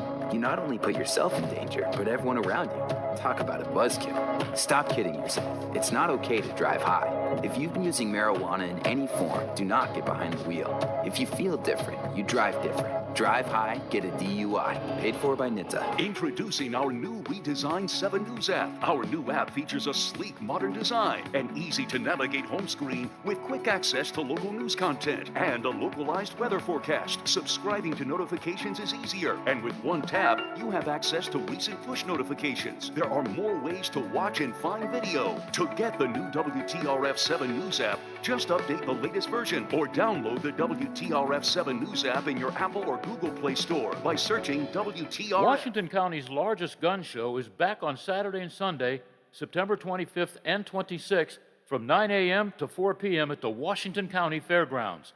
Admission is only $7. Kids under 12 get in free with an adult. Everyone is welcome. They offer free appraisals and have great prices on all types of firearms, modern, military, and antique. They have over 450 tables, and the food's pretty good too. They have all these tables with cash buyers on site for your used guns. Visit arhsportshop.com or you can give them a call, 724-948-3571. That's 724-948-3571 for more information. That's the Washington County Gun Show presented by ARH Sports Shop, September 25th and 26th. For all of your IT needs, visit OmniPerforms.com. Omni Strategic Technologies, the only IT company that the watchdog trusts. Now, during the Jim Robinson Ford Lincoln Toyota Pre-Owned Super Sale, select from over 80 vehicles in stock starting under $5,000. Most are local trades, many with one owner. Hurry to Jim Robinson at the Highlands, home of lifetime powertrain protection. Now, during the Jim Robinson Ford Lincoln Toyota Pre-Owned Super Sale, select from over 80 vehicles in stock starting under $5,000. Most are local trades, many with one owner. Hurry to Jim Robinson. Well, howdy, it's Howard Monroe here. Hope you have a great Labor Day weekend. Enjoy your extended time with family or friends. Grill out or hang out or whatever it is you're going to do to have some fun.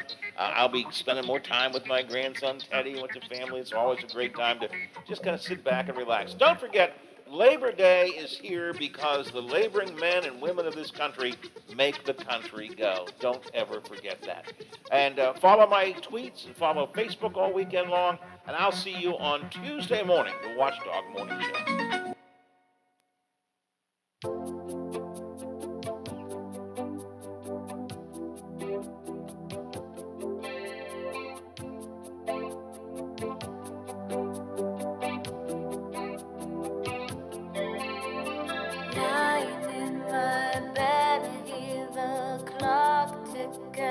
Think of you, caught up in circles. Confusion is nothing new. Flashback, warm nights, almost left behind. Suitcase of memories, time after. Sometimes you picture me, I'm walking too far ahead. You're calling to me, I can't hear what you've said. Then you say, go slow, I fall behind. The second hand unwind. If you're lost, you can look and you will find me. Time after time. If you fall, I will catch you, I'll be waiting. Time after time. If you're lost, you can look and you will find me. Time after time. And time after time, we have this young man on. I use that term loosely, old, young, whatever. Yeah. We don't know. Somewhere. After a certain age, we don't care, right? Right, That's Butch? right. That's right. That's all. It's all good. I Yeah, thought you were it's all- playing. I thought Lola was playing some M80s music there. It was nice. Time I don't after know. time. She can do what Yeah. she wants to do because she's only a couple of hours away from heading south on the beach. I know. I'm jealous, but I'm glad for her too because Oh, I'm glad She needed a vacation. You and I have already had our vacation. Yeah. So, Well, I need a vacation from her. You know what I mean? So you got Wade in the chair next week with you, right? Mr. Motown. I let him play anything he wants, and he likes Motown, so I can't disagree with him. You know? Okay. Yeah, that'll be nice. It'll be a nice variation. Oh yeah, we'll have fun. You know, you can't be too serious on the air. You know what I mean? Yeah. Hey, what's going on, Lola? I might have forgotten. I'm going down to Center Market for lunch. What's going on down there this weekend? Is it something special? Third Fridays. Third Fridays, okay. Isn't Third it? Friday. Yeah. Maybe. I don't know. It's not the third Friday, but there may be something going on. This would actually. I know think, there's be a the group first, there. There's a group playing there. So. On the first Friday, yeah. There's a couple other things happening around the area too. My very good friends Orton Jones are going to be playing at the Weirton Event Center tonight, along with 7 South. Doors open at 6, and the music starts at 7 o'clock. That's going to be good. It's going to be, I think, it's sort of a country and light rock stuff, generally speaking. And Roger Hort's is great, so that is something happening.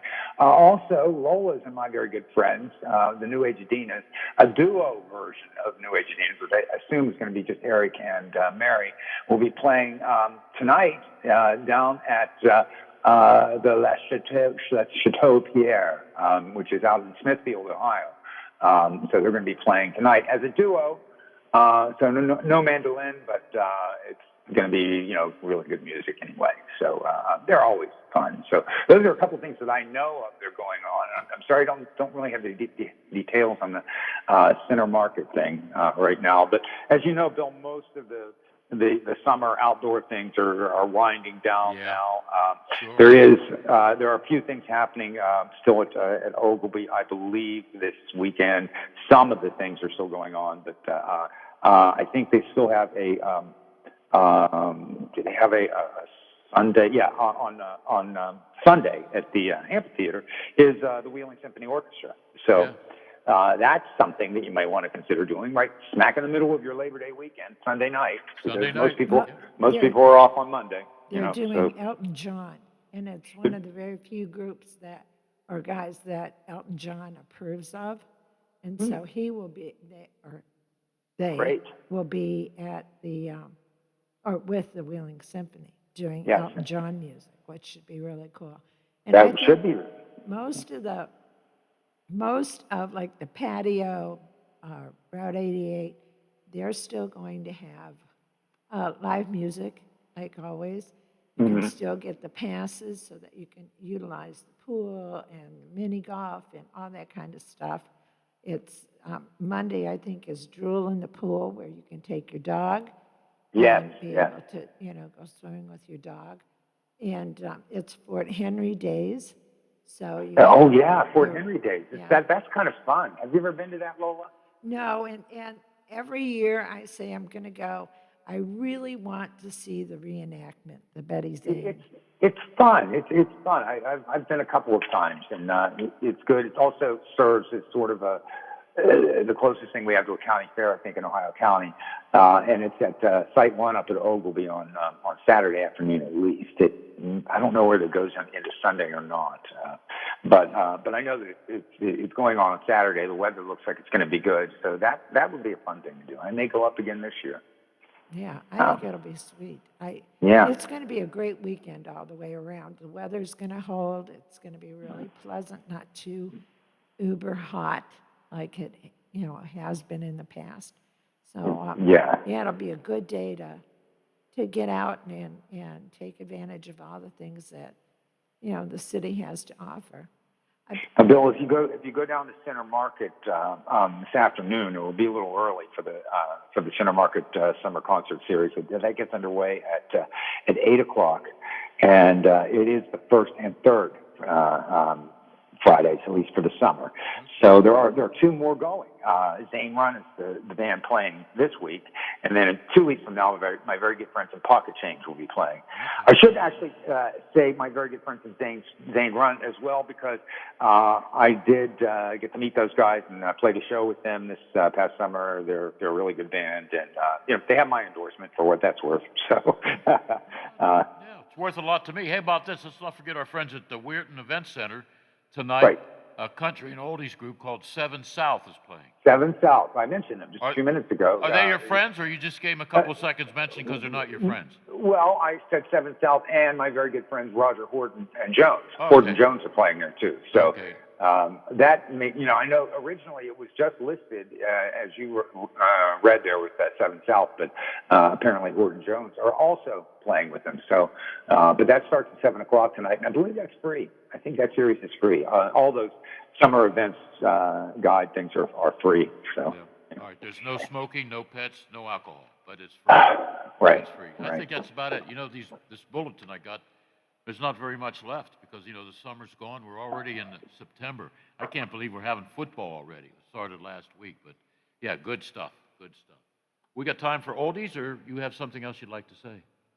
No, I'm good with that. Well, I guess I could mention that do a little bit of shameless self-promotion here. The Mystery Theater Unlimited is coming back starting next week and really now's the time to make those reservations to see our show on either Thursday or Friday of next week. That's September 9th or September 10th. Believe it or not, we'll be at River City in downtown Wheeling on Thursday. Showtime is 7 p.m. and at 7 p.m. again on Friday at the View in Grandview Park in Moundsville. It's only $19.95 per person, and this is an interactive musical comedy dinner theater show. We aren't on a stage or anything. We're right there with you, performing and acting silly and stuff. You can interact with us if you want or not. If you don't want to, if you just want to sit and enjoy the show, that's fine too. What's the name of the show? The show we're doing right now is called Johnny Be Dead. Johnny Be Dead, and it's set in the 1950s. Bill, you'd love this. It's in a high school.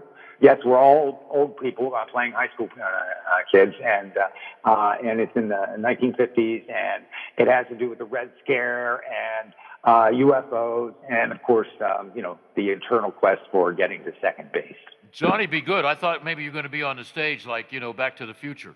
Yeah, well, no, not exactly. It's Johnny Be Dead, and so yeah, but and one of the characters dies, and then you have to figure out who done it. But it has to do. It's one of those whodunits, huh? It's a whodunit. That's right. But it's really just a comedy show. I mean, the whodunit is just sort of kind of an afterthought, Okay. You keep coming up with these great productions, man. Keep up the good work. Keep up the good thank work. you. Yeah, so if you want reservations, just call River City 304-233-4555. 233-4555. They'll hook you up either night, either place. They can hook you up with reservations. All right, let's go to the oldies. Okay. Believe it or not, I got a lot of these on tape. Cassettes. Really? 1954, The Lone Ranger was heard on the radio for the final time after 2,950 episodes, spanning 21 years. Many of the original ABC radio shows later became available through syndication and can still be heard on some stations. Well, a caller about 5 years ago gave me a lot of cassettes, shows. One of the shows was Lone Ranger. How about that? Listening to the Lone Ranger, then watching it, you have a different perspective because, like my aunt and uncle listened to a lot of these like Gunsmoke radio shows on the radio because they didn't have a TV set. So you had to visualize that, that was cool. That was cool. Yeah. Did you like What's My Line? I vaguely remember that as a kid, seeing it on television. Yeah, Arlene Francis, I remember her being on the panel, Yeah. And, it was good stuff for about 15 years. Boy, that was a Yeah. long time. A long And time. I mentioned this earlier because I had to watch Lawrence Welk because after Lawrence Welk was Studio Wrestling. And we only had one TV set, so I had to watch it the 1 and the 2 and the 3. The Lawrence Welk show was seen on the last time on ABC TV on this date in 1971. You know why it was taken off the air? Lola and I discussed this about half hour ago. Do tell. Not a lot of advertisers because it attracted a lot of older people. Yeah, audience. Older people, yeah. So it went into syndication. It was still on for many years. Oh, yeah. So. Their number one song was Calcutta. I could do the instrumental, but I don't want to lose any of our listeners, okay? Yeah. A 1 and a 2. He was a tough guy to work for, by the way, Lawrence Welk. I've heard that, Yeah. And so is Ed Sullivan. And I watch him every Sunday night. They show the best of Ed Sullivan. The Rolling Stones, I keep track of this stuff because I'm crazy. The Rolling Stones have been on the last 4 shows. On the last 4 shows? Yeah, of Ed Sullivan, the best of Ed Sullivan. Okay. And the one part that they had to take out, what was it? Let's spend the night together, probably. Yeah, they changed that. They changed that part. So let's spend some time together. Yeah, which upset me. Today you could do anything you want. Yeah, that's pretty mild. You know, Ned Sullivan told, I guess, Mick Jagger and the guys, you'll never be on the show again. And Mick said the same thing, and Jim Morrison said when he sang he couldn't get much higher and he wasn't supposed to, we just did the Sullivan show. Yeah. And I'm tired of seeing that little mouse, Topo Gigio. He's on every week. I want to smack that mouse, you know? Well, here's my advice for you, Bill. Stop watching. Yeah, well, you know, I get to see Tiny Tim was on, you know? Yeah, he was everywhere for a couple of years in the 60s. A one-hit wonder. Yep.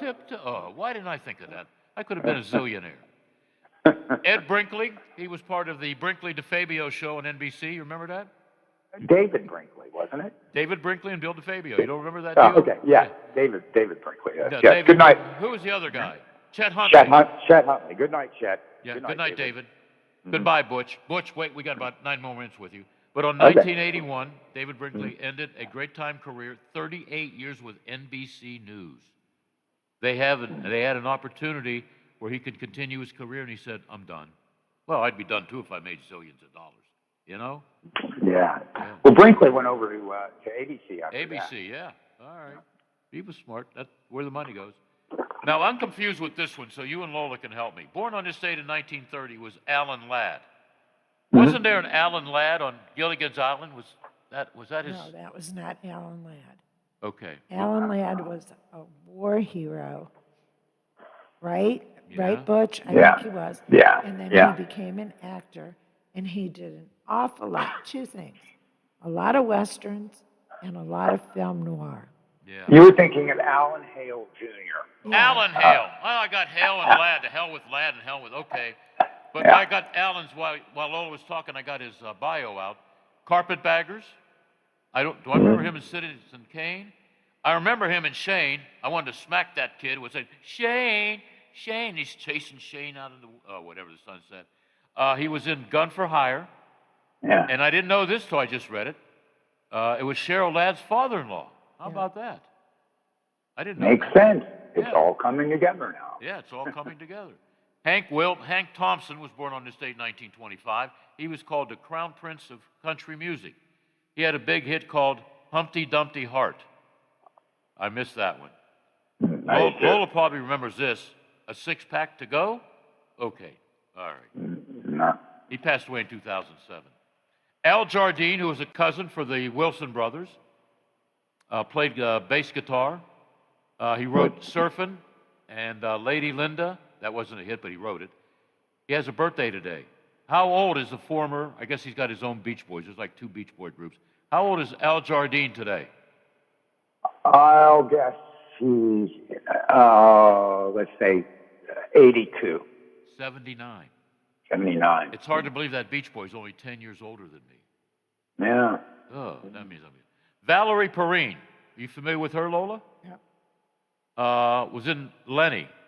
Who portrayed Lenny in that nasty movie where he swore a lot? Dustin Hoffman, I think. Okay. Was that a good movie? Did I miss it? It was a pretty good movie, yeah. Okay. Yeah. All right. I'll have to check it out. Were you a big fan of the Sex Pistols? Yeah, sure. Well, you know, in a way. Yeah. Well, their lead singer, guitar player, Steve Jones, celebrating a birthday today, born in 1955. Okay? I'll mention Steve Burrows. He was a pretty good baseball player. Played for the Cubs, the Cincinnati Reds, and Lola's Detroit Tigers. Born in 1936, passed away December of 2010. And one more page. Not a big fan, but I like watching them. I like 2.5 Men. Do you like that show? No. No? You don't like Charlie Sheen then, right? Not particularly. No. Name his real name. Charlie Sheen? Yeah. I don't know. Carlos Irwin Estevez. Oh, okay. All right. I loved him in Platoon. Yeah, he was good in Platoon. Yeah. What was the one where he went up against Mike Douglas? Not Mike Douglas. What's the big Douglas name? Michael Douglas? Michael Douglas, yeah. I don't know. Yeah. Wall Street. Wall Street 1 and Wall Street 2. Right. I like Wall Street 1. Yeah. First one was good. Yeah. And he's the son of actor Martin Sheen. Now, I like Martin. Mm-hmm. Also, Charlie was in Major League. I forgot. Major League with the funny black glasses. And Major League 2. How old is Charlie Sheen? Wow, that's old. 67. You, Lola? Now I'll go with 63. All right, maybe my arithmetic's wrong, but he's only 56. Born Oh, in 1965. That could be. 1965 from 2021. Let me take my shoes off and count on my toes. 5 from 11 is 6. 6 from 11 is 5. Yeah, I was right. 56. I thought he'd be older than that. Yeah, I did too. We all did. Yeah. I saw this girl. I got to announce her at a Wild Things game. I wanted to bat against her because I was a pretty good softball player. And then I was told by our marketing director that Jenny Finch, about 3 nights ago, struck out Derek Jeter and Mr. Rodriguez at Yankee Stadium on 8 pitches. She is a tremendous pitcher. So I immediately told, I think it was Mary Ann was her name, I said, you know what? I'll be the announcer. I don't want to hit against her and be embarrassed. And she looked at me and said, she would embarrass you and almost anybody else. She won a gold with Team USA at the 2004 Summer Olympics. She won the silver 2008 Olympics, and she's an analyst for college softball on a station that does everything in sports, ESPN. How old is Jenny Finch, Lola? Oh, boy. Yeah, got you. You'll guess. 32. Okay. How about that Lola? 31. But imagine striking out 2 New York Yankee hitters on 9 pitches. And I wanted to go up against her. That was a move that I'm glad I did not make. I just sat in the press box, and we had a couple players from the Wild Things. They kept striking out. It was really embarrassing, but she was so, so good. You ready for the chart toppers? Okay. All right. I don't like that. Benny Goodman, that was too early, 1945. Here we go, 1961. Row Your Boat, Michael, the Highwaymen. Remember that? Row your boat. Michael, row your boat ashore by the Highwaymen. Yeah. No, but I remember. I mean, I do remember it over the Row years. your boat ashore. Yeah, whatever. They were on Ed Sullivan a lot too. That was a one-hit wonder. I'm sure they were. Yeah. If you like George Jones, the country singer, he had the #1 hit in 1961 in country music. Tender Years. Don't remember that. Oh, you'll like this one. Country tune, 1969, #1. How Do You Do? A Boy Named Sue, Johnny Cash. Oh, yeah. Remember that. Yeah, that was great. Yeah, we should do this now. All of us in America and all of us around the world. Jackie DeShannon had a #3 song in 69, Put a Little Love in Your Heart. What a great song that Are you is. listening? That's such a great song. Are you listening? Yeah. Lola, Put a Little Love in Your Heart from 12 to 3. Can you do that? Mm-hmm. Bill, I'm here, right? Yeah. Don't push me. I don't feel the love from you anymore. I said, don't press your luck. Okay. She needs a beer. #2. I guess it was a computer. Sugar Sugar by the Archies. Yeah. Ugh. Yeah. But you'll like #1. At the time, the drummer was alive. Honky Tonk Women by the Rolling Stones. Oh, yeah. Great song. Yeah. Do you really want to know 71? Yes, because it always shocks me. Are you sitting down? I am. All right. Well, actually, the '3 song was okay. Rita Coolidge. Your love has lifted me higher and higher. Maybe she was okay. Yeah, you like that? Yeah. Boy, don't pander. Yeah. Crystal Gale had the #1 country tune, Don't It Make My Brown Eyes Blue. Was she thinking of Betty Davis? I don't know. Here we go. #2. Let's give you #1 in 1977 because I don't want you to puke. #1, Best of My Love by Emotions. Yeah, all right. I know you're going to get sick, and I love it. Andy Gibb had #2. I Oh, just God. want to be your everything. Yeah, terrible. Oh, it wasn't that bad. Yes, it was. It was awful. It was just awful. It was just making my case for how bad the 70s were. Okay. How about 85, Freeway of Love by Aretha Franklin? Yeah, I kind of remember that. Yeah, that was okay. I mean, it wasn't one of her best, but it was okay. And then #2 was what, instrumental? St. Elmo's Fire, Man in Motion by John Parr. I don't remember that one at all. You've got to remember this if you watched Back to the Future. #1 in 85, the year the Back to the Future came out. The Power of Love by Huey Lewis and the News. Yes. Yes. I remember Louis Lewis. Yeah. I don't know if he played at West Banco. I think he played at West Banco a few years ago. I think he did play in Wheeling at one point. Yeah. I thought he played out at Wild Things Arena or Field. Oh, did he? Maybe, yeah. Because I wanted tickets and I could not afford what they were charged. Why didn't you ask me? Because you said you couldn't get them. Huh. That it was not something that Wild Things had promoted. Oh, it's their promotion. Yeah, The Wild Things, all they get's the parking and concessions, which is a good deal. But I could watch Back to the Future over and over again. Yeah, it's a good movie. Yeah. Especially the Chuck Berry thing on stage. Your parents are going to like it, whatever. Yeah. I could do that on the stage, You